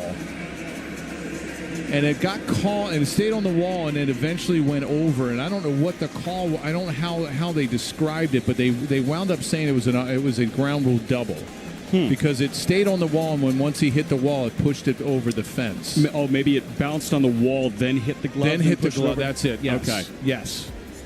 First pitch here to Brett Beatty is in for a called strike, a tight-turning slider on the lower outside corner. But this one hit off the glove and then over the wall. Right. It did not touch the wall whatsoever. So maybe they were looking at that to see if it hit the wall, then the gloves. That was absolutely. That was what happened. It hit the wall, then hit the glove, and then went over the fence. Everybody thought it was a home run. Right. A 1 pitch misses upstairs. A fastball rode high at 95 miles an hour at 1-1. But when that happens, they wound up and they reviewed it, and it was a ground rule double. Yeah. It's 8-1 New York over the Marlins in the top of the 5th inning. And the 1-1. Brett Beatty takes low. 2 balls and a strike. Yeah, the Jose Canseco where he gets hit in the head and it bounces over the wall. That was at Old Cleveland Stadium. Took it off the dome. Yeah. And, I mean, that was a direct hit to the top of the head too, right? And then right over the wall. 2-1 pitch. Brett Beatty lays off, but that was a called strike. A changeup on the outside corner. The final pitch breakdown for Cal Quantrill. He started to use the sinker a little bit more, but his most often used pitch, he threw 90 of them. The splitter, he threw 33 splitters in 90 pitches. 33 splitters, 20 sinkers, 19 cutters, 18 curveballs. 2-2 pitch. Brett Beatty lines out to left center field. That's going to split the outfielders and get to the wall. It 2 hops off the LED signage in left center field, and Brett Beatty has a 1-out double. So that was a changeup that stayed up, and right now during this inning, a lot of pitches up in the zone, both from Quantrill and Soriano. That was a 2-2 change that Beatty just drilled in that left center field gap. So I prefer the analysis because I was just going to say the Mets have hit around, and that's less fortunate stuff to hear. But the Mets have unfortunately hit around after the Beatty double, and now the guy that led off this inning, Luis Angel Acuna, with a single, is back up against Soriano. And first pitch misses inside. So you had 33 splits. How many curveballs did they? Cal Quantrill, the final pitch breakdown was 33 splitters, 20 sinkers, 19 cutters, 18 curveballs. That pitch is lifted into left center field, and Derek Hill going to make the catch. For some reason, Beatty was on the move, and the throw to second was cut off by the shortstop, Edwards. He couldn't get it out of his glove to Otto in time. Did Beatty lose track of the outs? It seemed like he did. He was pretty much standing at third base when Derek Hill in center made that catch on the Acuna fly ball. And he got back to second because the throw went to the cutoff man, Edwards, instead of the second base bat. Well, I think Beatty lost track of the outs, and so did Derek Hill. And that was an easy double play, and Derek Hill was shallow enough that he could have reached Lopez at second in the air. That first pitch misses outside to Jose Siri, ball 1. But Quantrill's got to go back and look, and the pitching coaches have to go and hopefully say, hey, we need better fastball command, more fastballs. Because when you're a pitcher, and the splitter was his best pitch or the most used pitch last year in Colorado. 1-0 pitch. Siri takes high and tight, 2-0. When that pitch is not working for you, and obviously it was not working for him tonight because a lot of pitches were up in the zone. Mechanically, he is very quick. He's got a lot of movement in those mechanics. You got to find another pitch to go to. You can't keep trying to find the split finger. 2-0 is waved at and missed. A slider low and away. But because you're looking for that split or the curveball or the cutter, if you have fastball command and you're throwing it to both sides of the plate and you have confidence doing that. 2-1. That one bounced foul, third base side, 2-2. Then that splitter comes. Yeah. And then all of a sudden that curveball comes and the cutter comes, and then your command becomes better because everything comes off the fastball. I was going to say, I've heard guys refer to their arsenal as a waterfall off of the fastball, right, where you have things moving arm side, things moving glove side, things like that. 2-2 pitch. That one a hot shot right back up the gut, but on 2 hops, the second baseman Lopez has it. His toss to first is in time, and the inning is over. But the damage done by New York. Your day in baseball starts with...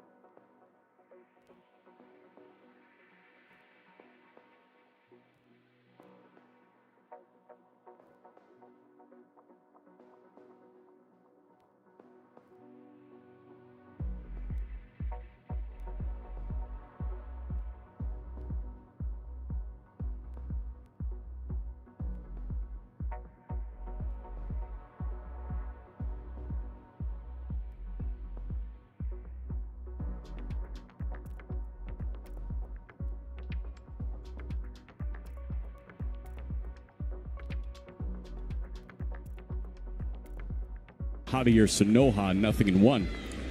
For the Mets, 8 runs on 10 hits, a run on 2 hits for the Marlins. And the lefty Peterson, his 0-1 pitch is a called strike at the knees, 0-2. So Pete Alonso with that grand slam. There was a 2-run home run to straightaway central from Luis Torrens, and that slider ties up Sanoja. He swings and misses, and that's a strikeout for Peterson. 1 man out here in the home half of the 5th. Peterson did not have really any breaking ball for the first 2 or so innings of this one, but he's found the slider in recent innings, and it seems like he's close to entering cruise control right now. Yeah, 8 strikeouts so far. I mean, that's... First pitch here to Graham Pauley. That one cracked into right center. That'll split the outfielders and roll to the wall. Graham Pauley muscled up and shot that ball to right center, and Pauley pulls into second base with a leadoff double.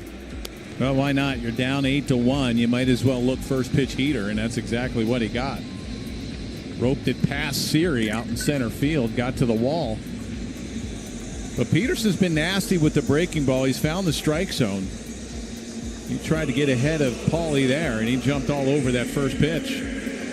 So the 9-man at second. There's 1 man out, guy in scoring position for the Marlins against Xavier Edwards. An interesting note. First pitch to X is in for a called strike. That 7-run 5th inning for the Mets, that was the first inning of the Marlins season where more than 2 runs have been put up by the Marlins or by their opponents. The Pirates maxed out at 2 runs in that 4-game set. That one bounced foul, and the count 0-2. Well, a little bit different offense here with the Mets than the Pirates. The Pirates had a lot of issues, whether it was the bullpen, their starters, the defense. You can name, I don't know if there was a spot that they looked good in. Starting pitching was decent. It was decent, yeah. Right? But that's really about it. You're right. 0-2. X rolls one right back to the mound. Peterson has it, and you got Pauly hung up between second and third. Throw went to the second baseman, and now the third baseman, Vientos, tags him. So that is a 1-4-5 put out of Pauly between second and third. And that was a hot shot right back at the pitcher's mound. And there was minimal that Pauly could do about that. Well, the one thing.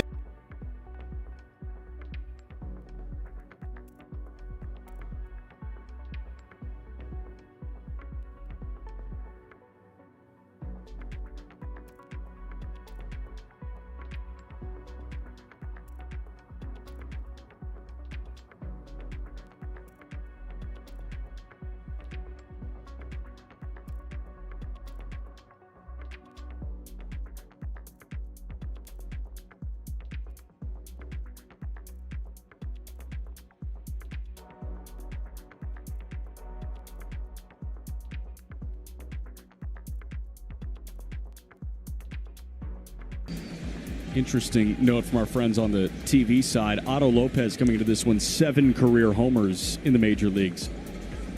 All 7 were to center or left. That one ricocheted foul off the catcher Turen. So that was the first opposite field home run of Otto Lopez's career. And he did not hit a wall scraper by any stretch. I mean, that thing cleared with plenty. Well, the 2 home runs that he's hit this year have been bombs. The one out to left center field was smoked, and that was when the wind was blowing in that night.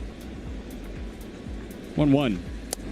And I went in for a called strike. I was chatting with Otto for a minute in the clubhouse today, and we had a conversation during spring training. I said, what did you really work on offensively this offseason? And he said, I want to get into my lower half a little bit more. I want to feel my legs doing a little bit more work for me.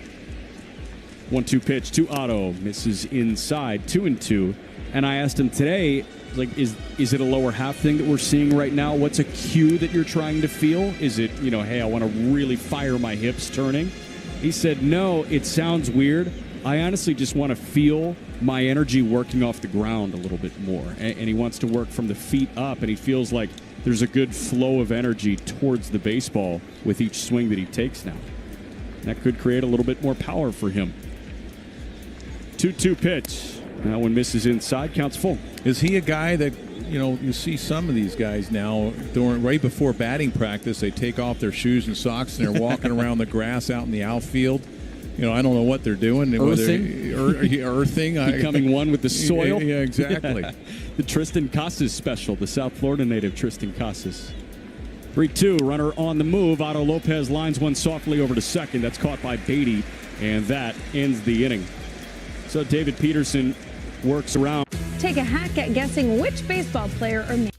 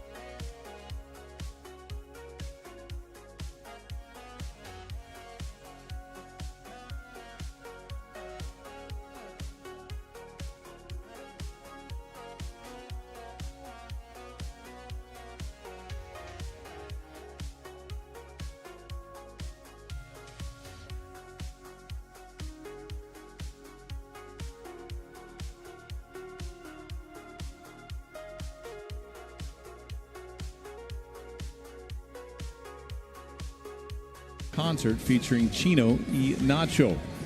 Get tickets to the fiesta at marlinsbaseball.com/Venezuela. One rolled foul right side, nothing in one. The count to Starling Marte in the top of the 6th. Do you know who Chino y Nacho is? Of course. You do? Do you? I do not. They were on my Spotify Wrapped. I'm sure it will be epic. 8 runs on 10 hits for the Mets, a run on 4 hits for the Marlins, and that one plunked Marte again. 96 high and tight, and that did not get the elbow guard. Where did that get Starling Marte? It's a hit by pitch, and the leadoff man is aboard in the top of the 6th inning. Well, that was a high, hard one. Another look at the replay. That got Marte on the back of that lead shoulder, that left shoulder.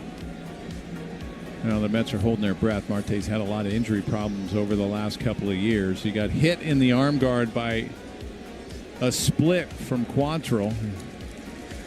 Definitely not trying to hit anyone on purpose. So Marte, he is going to stay in the game. Quick visit from the Mets training staff. And now Juan Soto.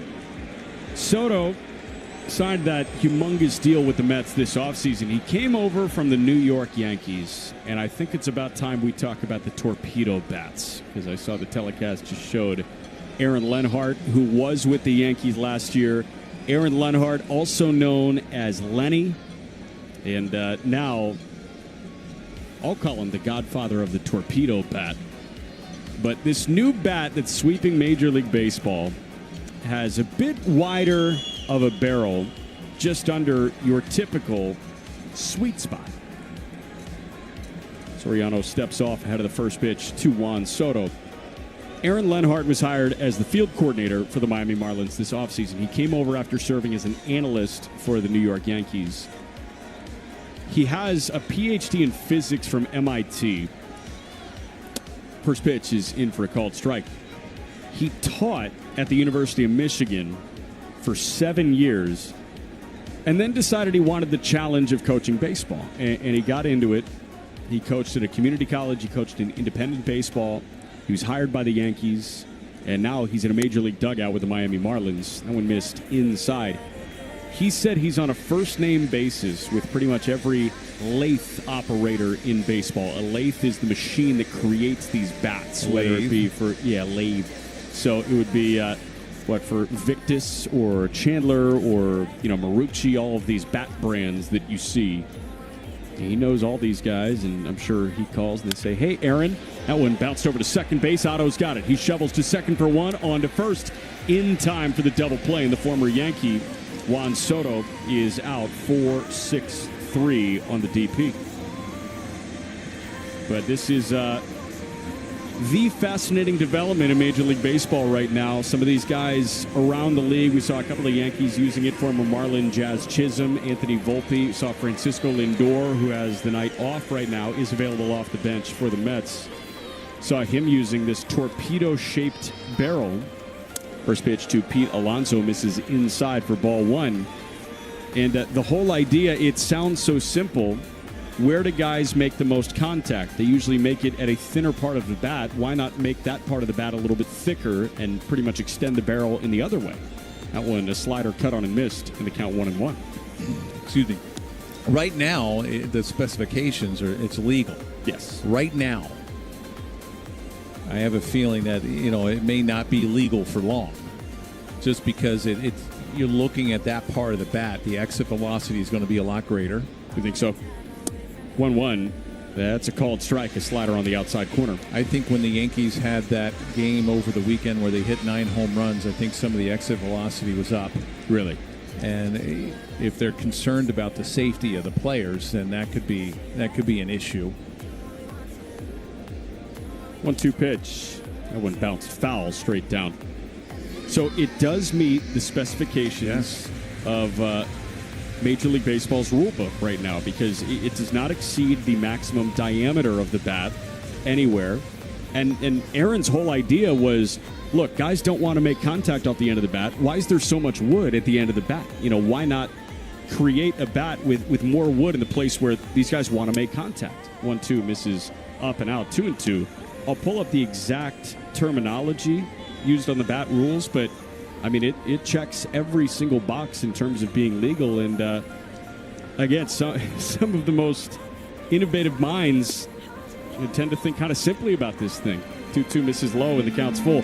Well, but if you look at a bat, it's symmetrically. Once you get to the label, it's all the same when you get to the end of the bat. Yeah. So as far as being more wood at the end of the bat, I don't know if that is true because they do hollow them out, and some of them get cupped. 3-2 pitch fouled back out of play.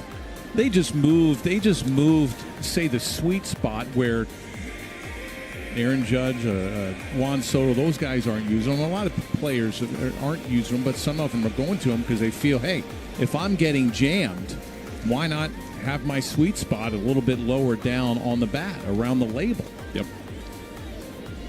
3-2. Alonso takes outside, ball 4. And to me, it's not I mean, hey, great job by Lenny coming up with this. Yeah. Aaron, I mean, tremendous.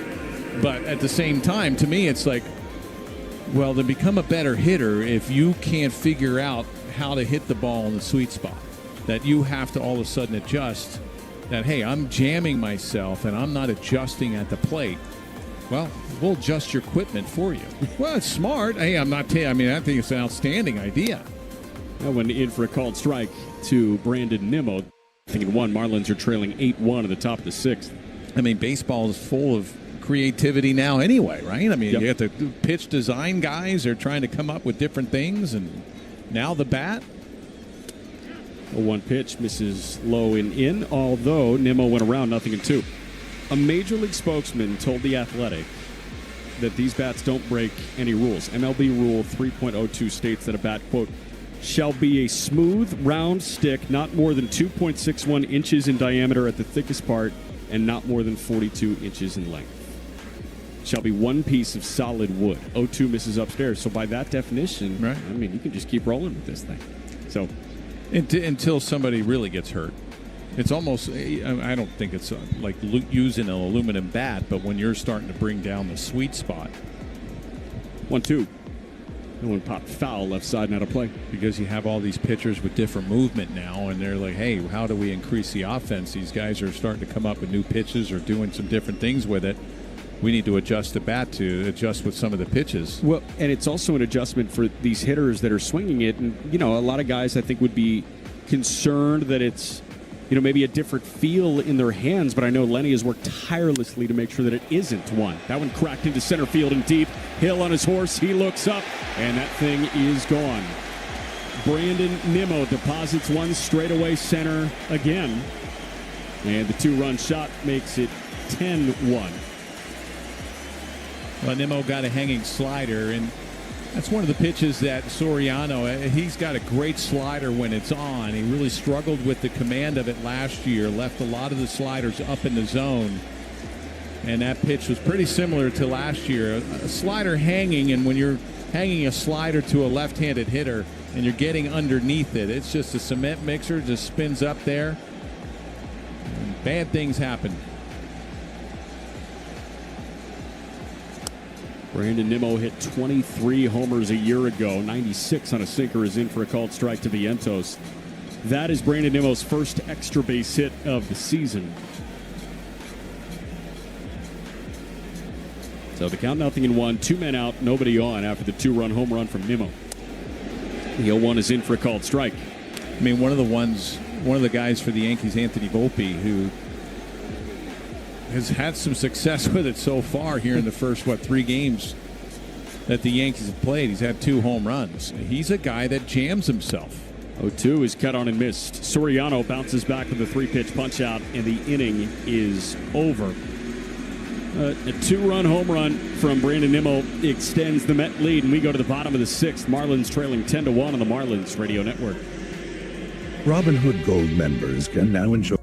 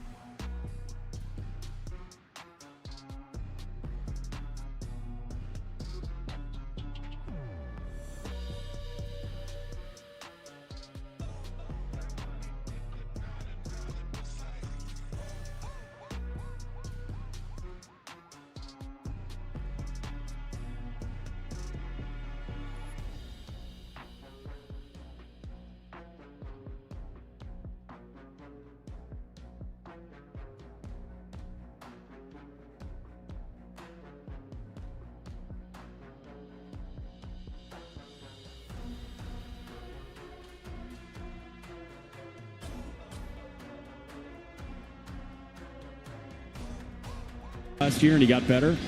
The K's are there. 8 punch-outs in 5 innings worth of work. He walked 3. He was erratic early, but has really zeroed in. That pitch misses outside. 1-0 to Eric Wagaman. A 3, 4, and 5 due up for the Fish.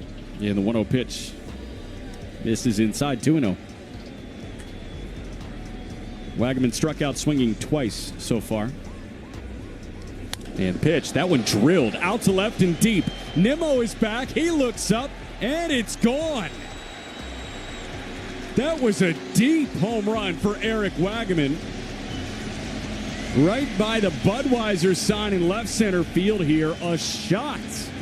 And a solo homer makes it 10-2 in the bottom of the 6th. Yeah, you're going to get a lot of fastballs because Peterson's going to try to get ahead of the count. He was behind 2-0. And he left a 4-seam fastball out over the middle of the plate. And why not be aggressive? That was a shot. Been tagged at 106 off the bat, 424 feet out to left center field. And now Derek Hill takes a called strike. Hill, the cleanup man, has struck out and walked. Well, Wagaman sent a ball deep down the right field line last time. It was just fouled. He struck out on the very next pitch, but he did not miss that one. It's the left-hander Peterson. Now, are there any Marlins using this torpedo bat? So, a 1 pitch to Hill misses outside. We ran through some of the names that are using it, right? Like Jazz Chisholm, Anthony Volpe. We've seen Cody Bellinger use it. Bellinger actually first used it with the Cubs last year. 1-1 pitch. That one lined and caught by Beatty over at second base. Took a couple steps to his left, and he's got it for out number 1. Around the league, Junior Caminero, the really talented Rays third baseman, he just used it yesterday. We were in the clubhouse today, and I asked a couple of guys, I said, all right, have you put your order in? And one of them said, I just ordered 2. The other said, I'm experimenting with 1. And the other said, I got to feel it out a little bit. I went in for a called strike. It is a unique thing, and you got to figure out if it is a different feel, and if that different feel is something that you want to get accustomed to. A 1 pitch misses inside, but the fact of the matter is the Marlins have a guy in their dugout right now that could have very well just changed hitting, at least in 2025, with a different bat. 1-1 foul tip held onto by Terrence, and the count is a ball and 2 strikes. And he was on a joint call yesterday, and he was asked, why is this something that never really changes? 1-2 pitch, that one lined into right, and that gets in for a base knock. Soto picks it up on 1 hop, and Jonah Bride has a 1-out single. And he said, man, it was a novel concept when everybody was swinging those big old hickory bats, and somebody said, maybe we should use something lighter like ash. It takes a while for things that are so set in stone and traditional to be adopted, but success always helps with that. And 9 homers in a game for the Yankees, I think, will expedite that process. Well, I think there's a certain length that you can use, right? First pitch to Dane Myers. That one's bounced third base side. Vientos goes to second for 1, on to first, nowhere close to being on time. So that is a 5-4 fielder's choice. Length of the bat, you mean? Length of the bat and also weight. I think there's specifications that major league hitters can't go beyond, like the length of the bat, I think the weight of the bat. So the specifications, again, a bat quote, shall be a smooth round stick not more than 2.61 inches in diameter at the thickest part and not more than 42 inches in length. First pitch misses inside. That bat shall be 1 piece of solid wood. So it doesn't seem like there's a weight issue, but no more than 42 inches. And I think a lot of them use 31-32s as ounce bats. Yeah. 1-0 pitch. That one misses inside. So you wonder, does that add any weight to it by bringing the sweet spot down to the label? Because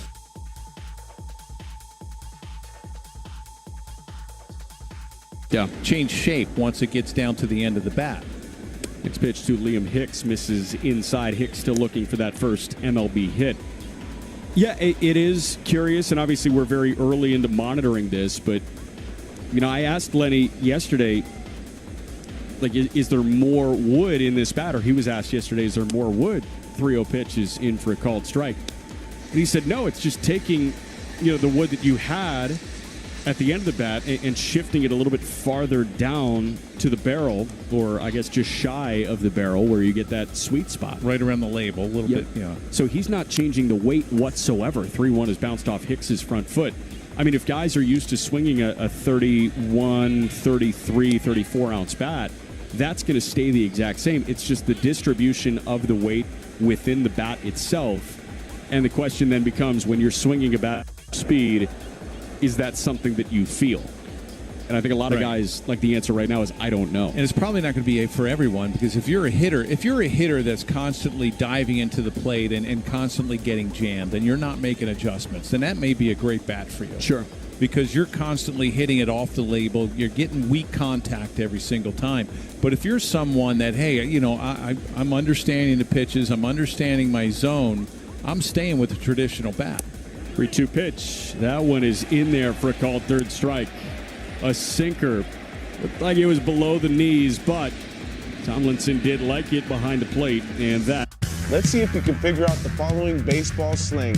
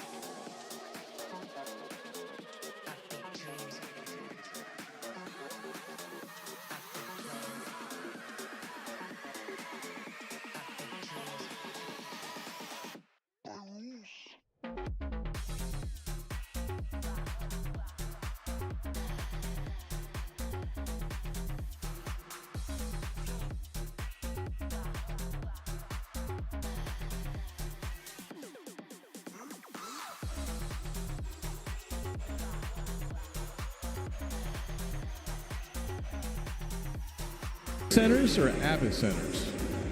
I'll go ABA. ABA, okay. ABA, right? Because ABA? ABBA was the singer. Right. ABBA. All right, ABA centers. Or band, technically, right? No one misses inside. A four-seamer at 94 from the new arm making his season debut and his big league debut. Luarbert Arias, 24-year-old from Maracay, Venezuela, struggled mightily this spring but was really good for Jacksonville a year ago. 1-0 pitch. That one bounced foul by Luis Torrens. Marlins are trailing 10-2 in the top of the seventh. Luarbert Arias last year, 68 innings in 44 appearances out of the Jumbo Shrimp bullpen. Had a 3.04 ERA, struck out 75, and walked 27 in those 68 innings. I should have asked because you never really can trust what's written on the paper. 1-1 pitch. That one in for a called strike, 1-2. Before I read it, because, the sentencing's sometimes all wrong. The wording is all backwards. Well, and that's Steven's fault. I know. Right? That's why I should have asked. I said, is this ABBA or ABA? ABA centers. Steven, how do you feel? This is a hang-up now. About? About hurting Nelly's feelings with this one. 1-2 pitch. That one misses outside, 2-2. His feelings aren't hurt. No, he's fine. No. Marlins trailing 10-2 in the top of the seventh. And the 2-2 to Terens on the way. One misses outside, counts full.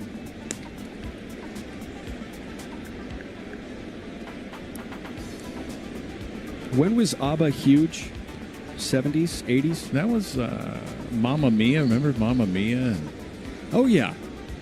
They made a new one. 3-2 pitch. That one bounced foul. We do have a couple of defensive changes.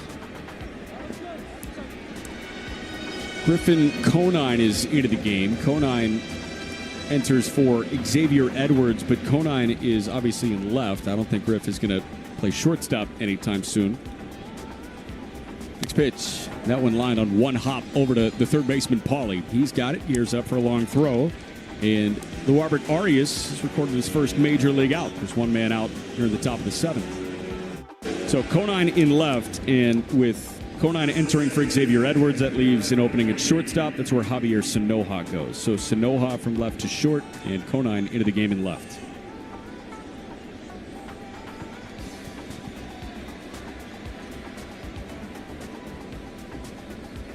First pitch here to Brett Beatty. And spins in a called strike on a slider.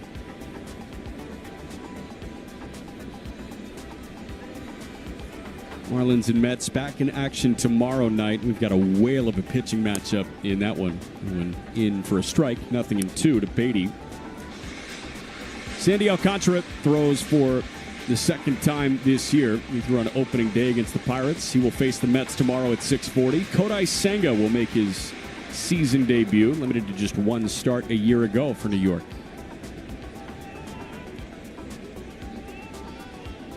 Oh, 2 to Beatty.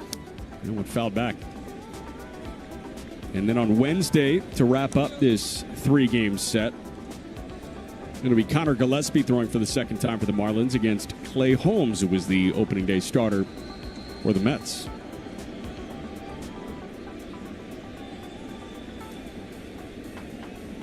Ari is set at the belt, and is 0-2. And bounced up the gut again. That's right to Sanoja. That had a short hop at the last moment, but he's got it, and he tosses to first for out number 2. Yeah, tough play right there. That ball hit off the mound.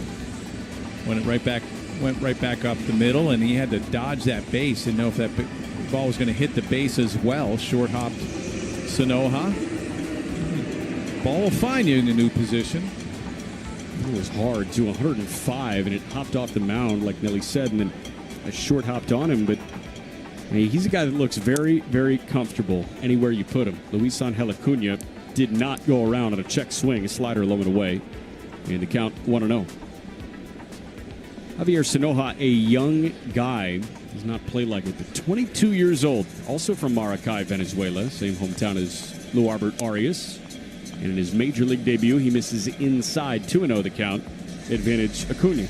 Well, next year, the WBC comes to Miami again. Venezuela will be one of those top teams, one of the favorites, I'm sure. Did you get to do any of those games in 23? 2-0 pitch is a chopper left side. Pauly has it. He throws on the run over the first. And that ends a 1-2-3 inning for the major league debut of Luarbert Arias. We'll talk WBC when we come back, but it's time to stretch at Lone Depot Park. We go bottom 7. Marlins trailing 10-2 on the Marlins Radio Network. Great moments in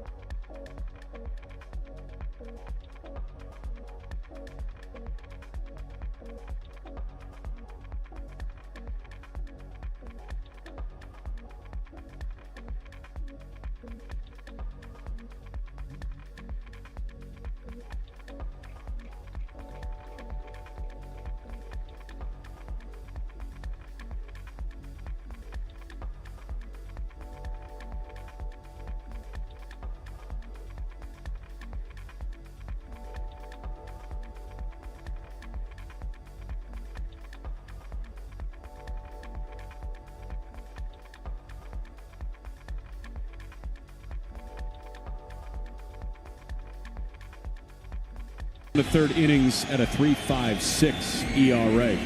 This is Brazoban's second appearance for the Mets this year. He worked 2 1/3 scoreless against the Astros a couple of days ago. Last year, 19 appearances out of the Met bullpen, had a 5.14 ERA, walked 14, in 21 innings. And that pitch, first pitch, a ground ball over to second from Sanoja. Beatty's got it. His toss to Alonso at first is on the mark, and there's one man out. Well, he's got a really good arm, and that's been his issue, has been his control. Throws about 95 to 96, has a really good changeup, throws a lot of cutters as well.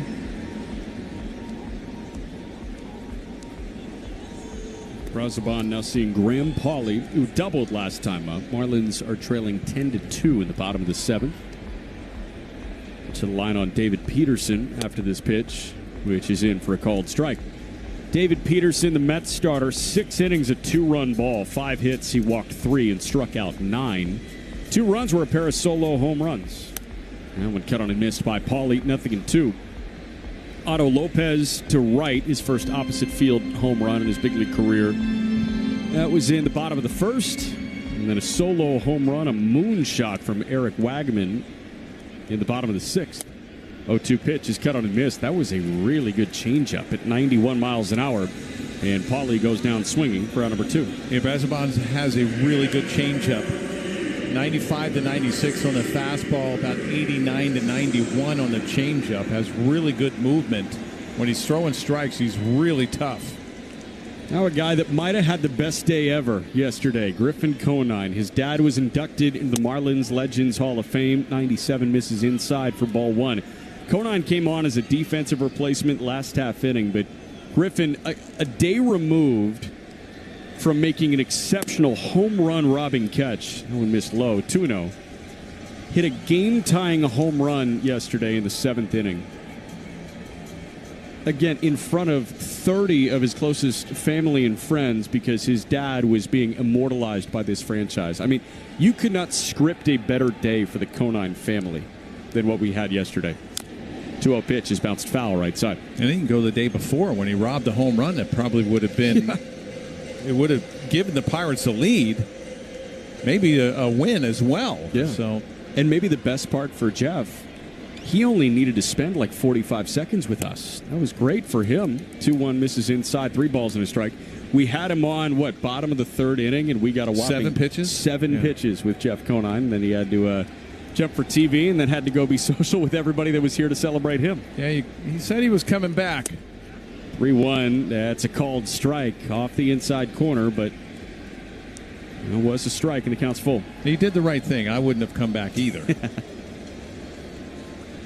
I heard he said he felt bad, so we're going to have him come back at some point, maybe this series. That one ripped on the ground over to second base, but Beatty's got it, and he lofts to first base to beat Conine by a step and a half. 1-2-3 inning, quick work for Huáscar Brown.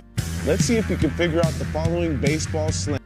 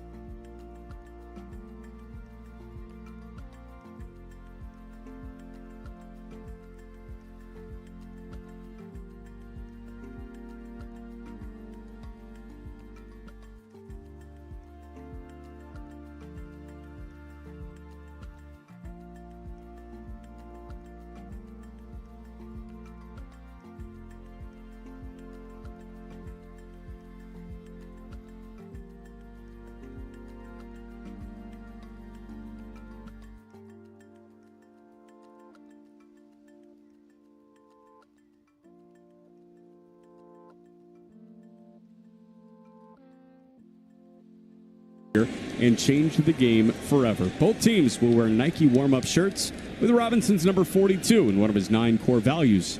Come support these athletes, enjoy a national anthem performance, color guard presentation, and a fun Kahoot game for fans. That went in for a called strike. So again, at Lone Depot Park on April 9th, the Jackie Robinson Classic between Homestead and North Miami Beach.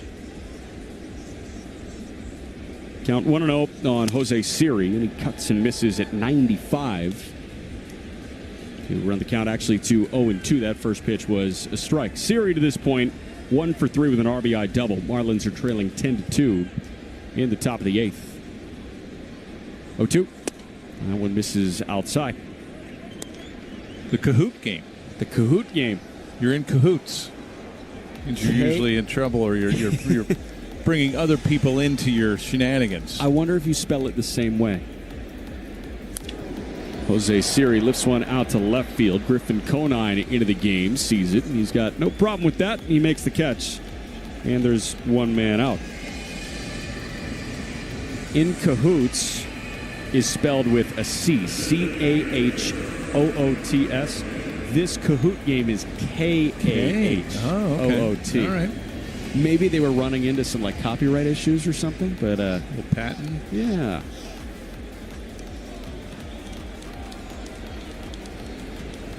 First pitch here to Starling Marte on the way, and that one misses low and away for ball 1. Yeah, I guess that's a good fastball. He's got some good stuff. Nice to see getting his first taste of the major league action. He was struggling to locate during spring, and I mentioned he struggled in spring training. That one cut on and missed, 1-1. 3 1/3 innings, 7 hits, but 6 walks.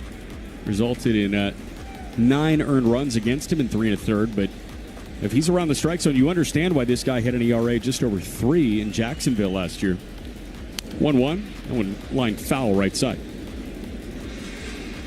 Fastball's been about 94 to 95. Has a slider and a changeup. Good opportunity for him in a 10-2 game. Try to get some outs, pick up the bullpen. Again, Luarbert Arias making his major league debut. 1-2 pitch. That one fouled back and out of play behind home. It's Starling Marte, the former Marlin, hitting now. Juan Soto is waiting on deck. 1-2. That one misses low. You were not with us when Juan Soto received a standing ovation in Jupiter. So road team, spring training. Soto went 3 for 3. It was, a double and a pair of singles, I think. And Soto came off, tipped his helmet to a standing ovation crowd. 2-2 is in there for a called third strike. Luarbert Arias has his first major league strikeout. Well, you got to figure where everybody is transplanted from in the Jupiter area is usually from New York, Boca, Delray, even over on the west coast of Florida. They're either Met fans or Yankee fans. It was funny, Soto. I mean, he came out, it was an eruption of applause down the first base line. He's an entertainer. That went in for a called strike 1, a slider. I saw the highest paid players this year. What is he at? $123.8 million, I think, for this year. I think in large part it's because of the signing bonus he got. 0-1 pitch. That's a bouncing ball over to second. No problem for Otto. And he tosses to first to end the inning.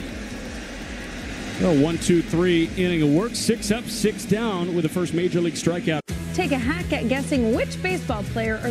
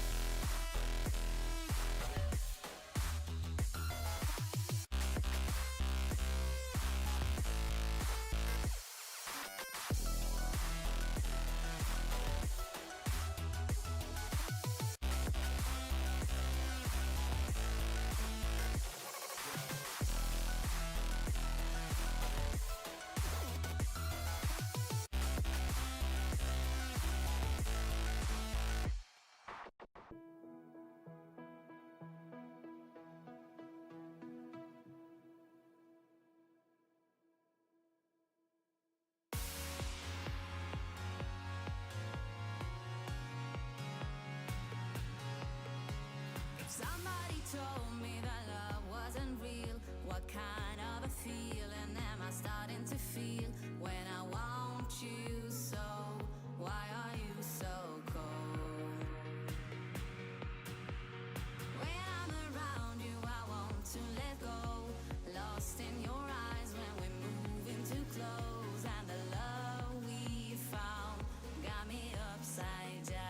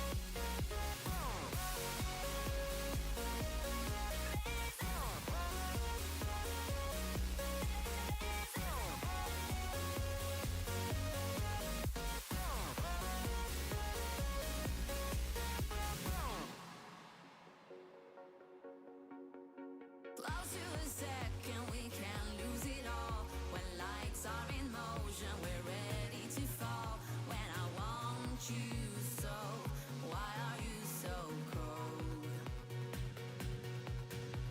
'Cause when I'm around you, I want to let go. Lost in your eyes when we're moving too close, and the love we found got me upside down.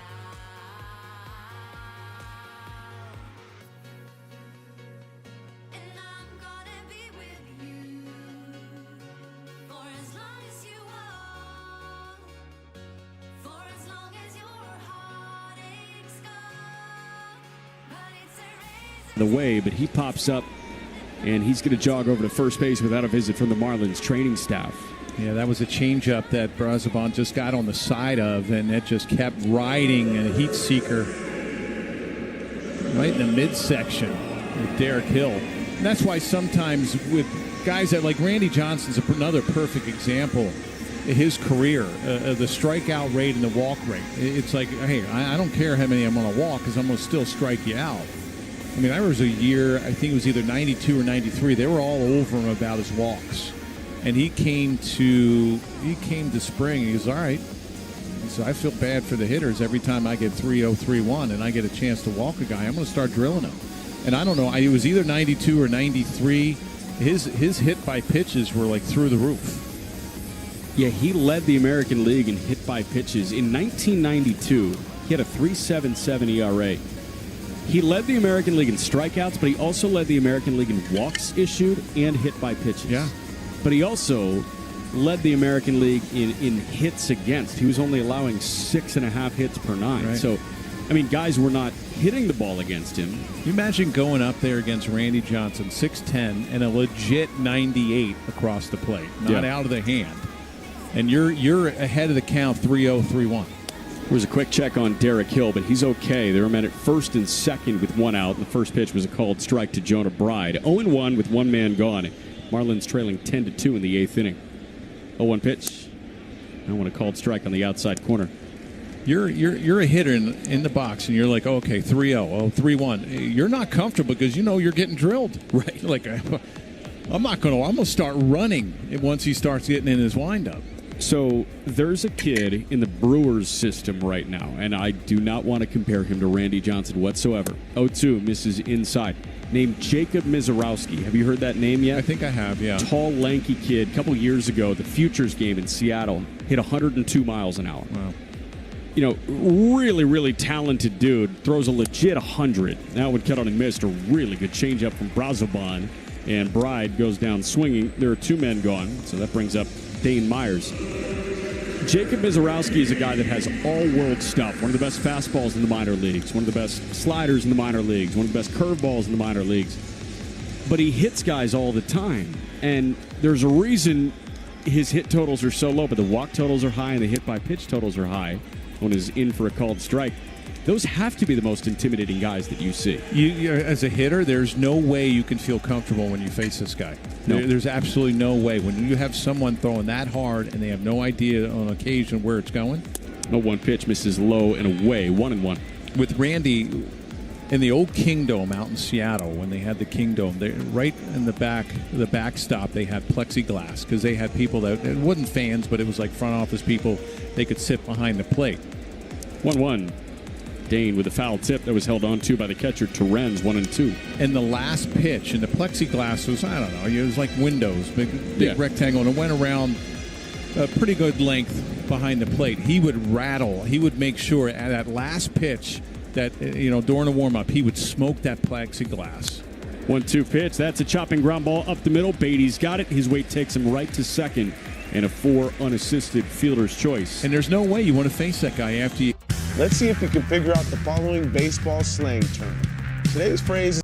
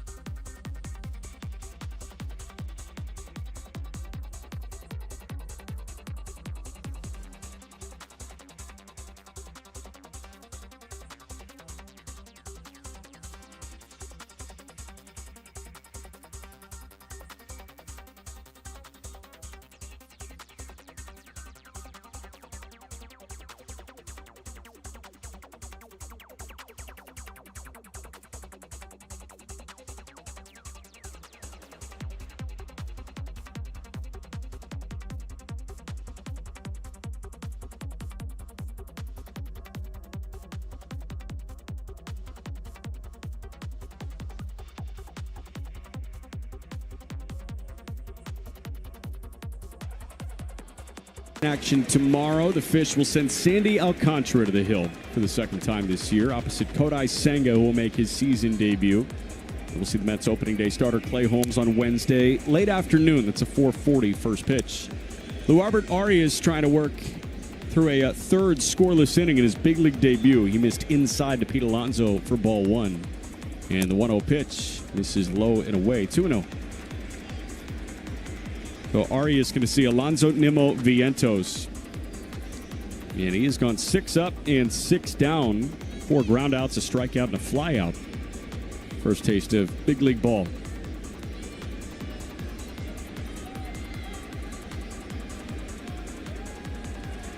Two-0 pitch. Alonso takes a spinning slider in for a called strike, 2-1. And the Mets up 10-2. A little surprised some of the veterans are still in there. Seen everybody. I mean, Soto was out there defensively again last half inning. 2-1 misses outside. Their bench is at full strength. We were thinking, maybe he could be one, it could be one player thinner, Francisco Lindor. He is here. He was available off the bench, but they will not be deploying their MVP caliber shortstop tonight. 3-1 was cut on and missed by Alonso, the count full.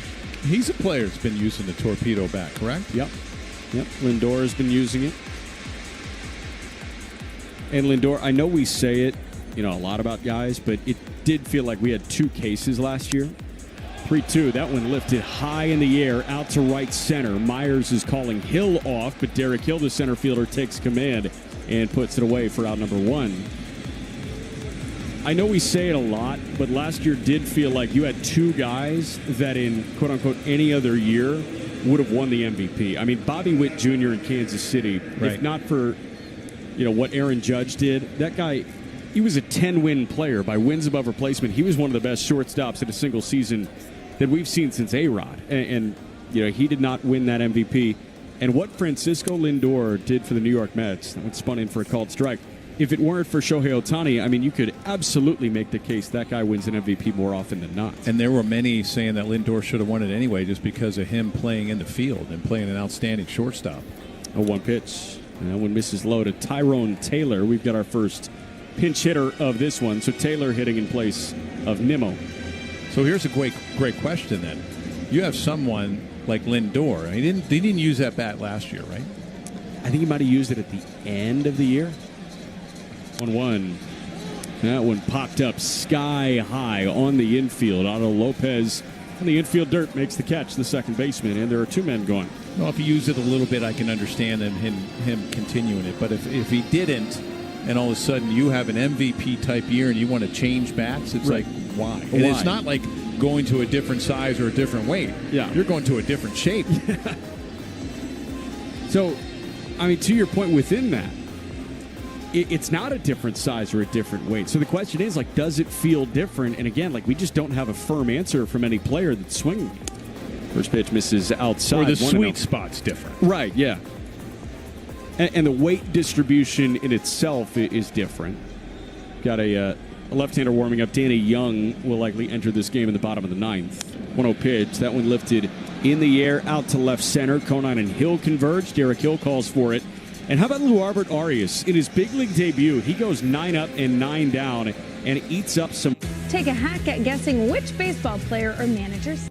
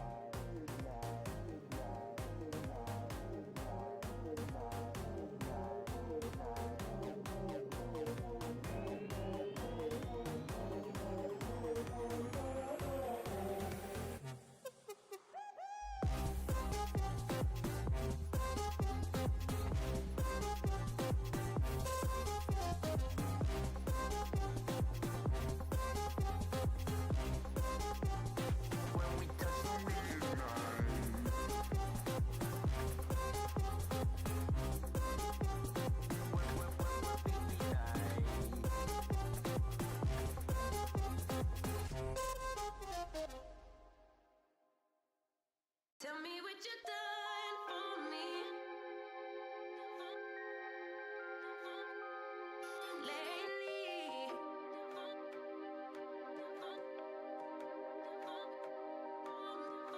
Baby, I see you hanging with your friends, chilling day and night for days on end. Now you can't come see me tonight. Say you ain't got the time. I'm the last one you prioritize. Peeping your IG pictures on my phone.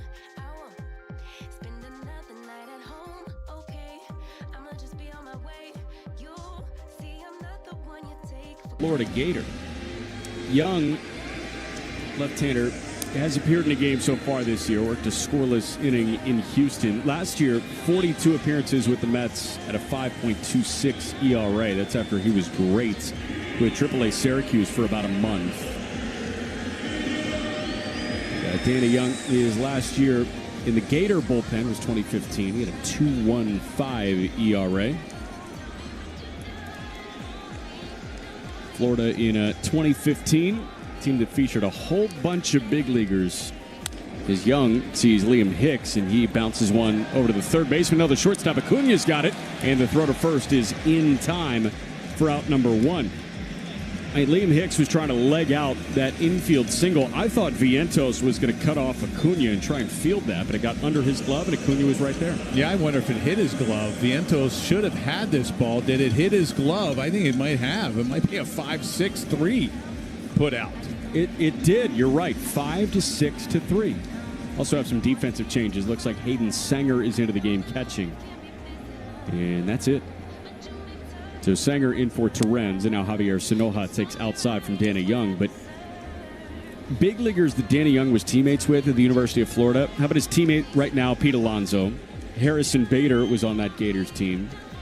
Former Marlin A.J. Puck was on that Gators team. 1-0 pitch misses outside, 2-0. Dane Dunning, Alex Faedo. I mean, some of these Florida teams in recent years, much like Vanderbilt, have just been loaded. Some big names there. Big names. 2-0 pitch. Sinoja rolls one over to second base. Beatty has got it, and the Marlins are down to their final out. They trail 10-2 in the bottom of the ninth. We forgot to circle back on the World Baseball Classic thing. You said you haven't called any WBC games, but you hope to do so next year. Yeah, I did. I did them back in 2013 when they were out in Arizona. I did at Chase Field a couple games. I'm hoping to do some this year. Next year in 26. Yep. How cool of an environment is that? Wow. It was incredible here at Lone Depot Park. First pitch misses low and away to Graham Pauley, 1-0.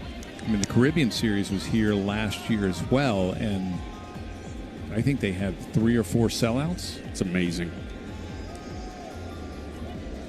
Left-on-left matchup. 1-0 pitch from the southpaw Young. Slides low, 2-0. A couple of those games at Lone Depot Park during the 2023 World Baseball Classic were just electric. Mexico and Japan. Japan had walk-off winner. We're always in for a called strike. And then, of course, that WBC final, Japan and the U.S., that ended in Shohei Ohtani striking out Mike Trout. That was baseball theater at its best. A lot of excitement. It was great to watch. 2-1. Pauley with a chopper foul right side, and the Fish are down to their final strike. I know a lot of fans, a lot of players, it's never really a great time to have an event like that. Just because the season is so long, you're not going to do it at the end. Right. 2-2. Pauley takes low and away, counts full. You're not going to stop in mid-season. That's what hockey does for the Olympics, right? They take that elongated break, and it just doesn't make any sense for these teams. 3-2 pitch to Graham Pauley. This is outside, ball 4. Pauley draws a 2-out walk. Well, good AB right there by Pauley against a nasty lefty. Young's a little side armor. Fastball 92 to 93, has a big slider, uses the slider almost 60% of the time. Tough at bat against a lefty like Young. And now another lefty bat. Griffin Conine came on as a pinch hitter, or a defensive replacement, pardon. The first pitch to Griffin is bounced foul back to the backstop. He took the spot in the lineup of Xavier Edwards, so Conine assumed the leadoff spot, and he bounced out to second his first time up.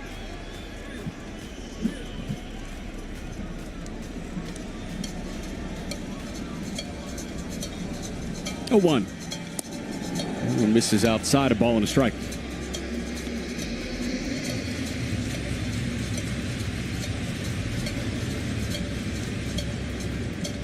Marlins are 3-1 after a series win over the visiting Pirates this past weekend. Mets are 1-2 in the 1-1 pitch. 1-9 takes outside, 2 balls and a strike.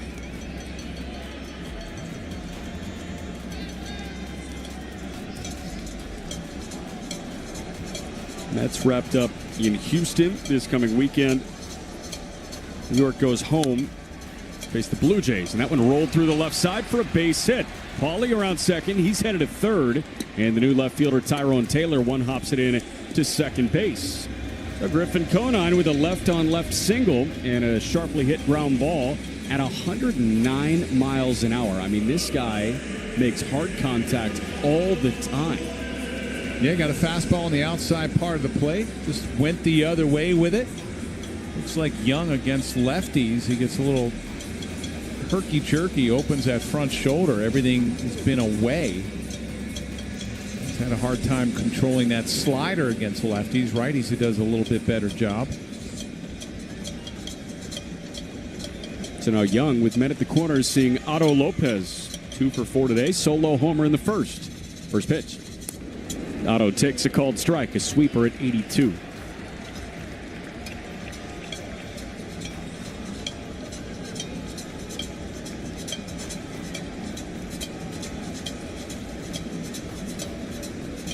A 1. Lopez takes low. And tried going back to that sweeping slider, and that one missed a little bit lower. Yeah, it looks like that's his pitch when he gets in trouble. He throws it, as we mentioned earlier, almost 60% of the time. And it makes a lot of sense. You know, that sidearm slot. 1-1. That one misses inside, a sinker at 93. It's a lefty look, much like what we saw from Pittsburgh and Justin Lawrence, where when that thing is right, I mean, that can be nasty, especially in the same-handed matchups, right-left on left matchups. Lawrence, I mean, he made some righty bats for the Marlins look really uncomfortable. That one rolled up the gut, and that's through for a base hit. How about Otto Lopez? A 3-hit day, and he drives in his second run. This guy has started the year hot. It's 10-3 in the bottom of the ninth. Yeah, someone that doesn't try to do too much in the batter's box. He has a nice, easy swing. Doesn't overswing, gets a fastball up, and he's been handling that pitch up in the zone. That was around his letters.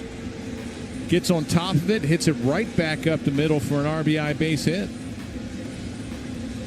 Another 3-hit day for Otto Lopez. Just excellent stuff from him. Otto on the year. He came in 5 for 15, 3 for 5 today. Quick tally, 8 for 20. An even 400. So now Eric Wagaman, 1 for 4, solo homer. It was a moonshot, and he takes a called strike 1. And Marlins back in action tomorrow. Sandy and Senga here at Lone Depot Park. 0-1 pitch. That one lined down the right field line. That gets in for a base hit. Conine get a score from second base. Soto's throw going to second, and Lopez stops at third. So a multi-hit day for Wagaman and a multi-RBI day for him. An opposite field RBI single. It's 10-4 in the ninth. Well, just can't seem to put the Marlins away. They did a nice job against the Pirates. 3 walk-offs. That's exactly what you want to do if you are the Marlins. You want to make the Mets get somebody else up in that bullpen. You're thinking, okay, you're going to go down 10-2. Absolutely not. We'll 2-out rally again.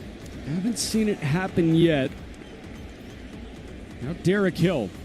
Pitch to him, misses low. Hill to this point 0 for 2. Has walked and was hit by a pitch.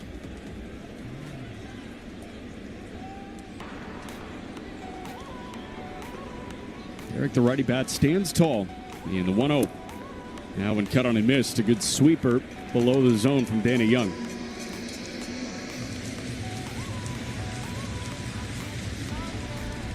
Everything hit decently hard by the Marlins this inning, too. 1-1. Hill takes inside. 2 balls and a strike.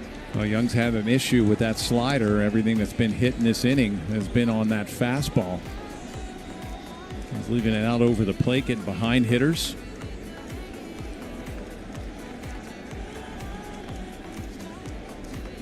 We're getting a view on the monitor of the Mets bullpen. It's like a fire drill down there. The phone's ringing. Everybody's going crazy.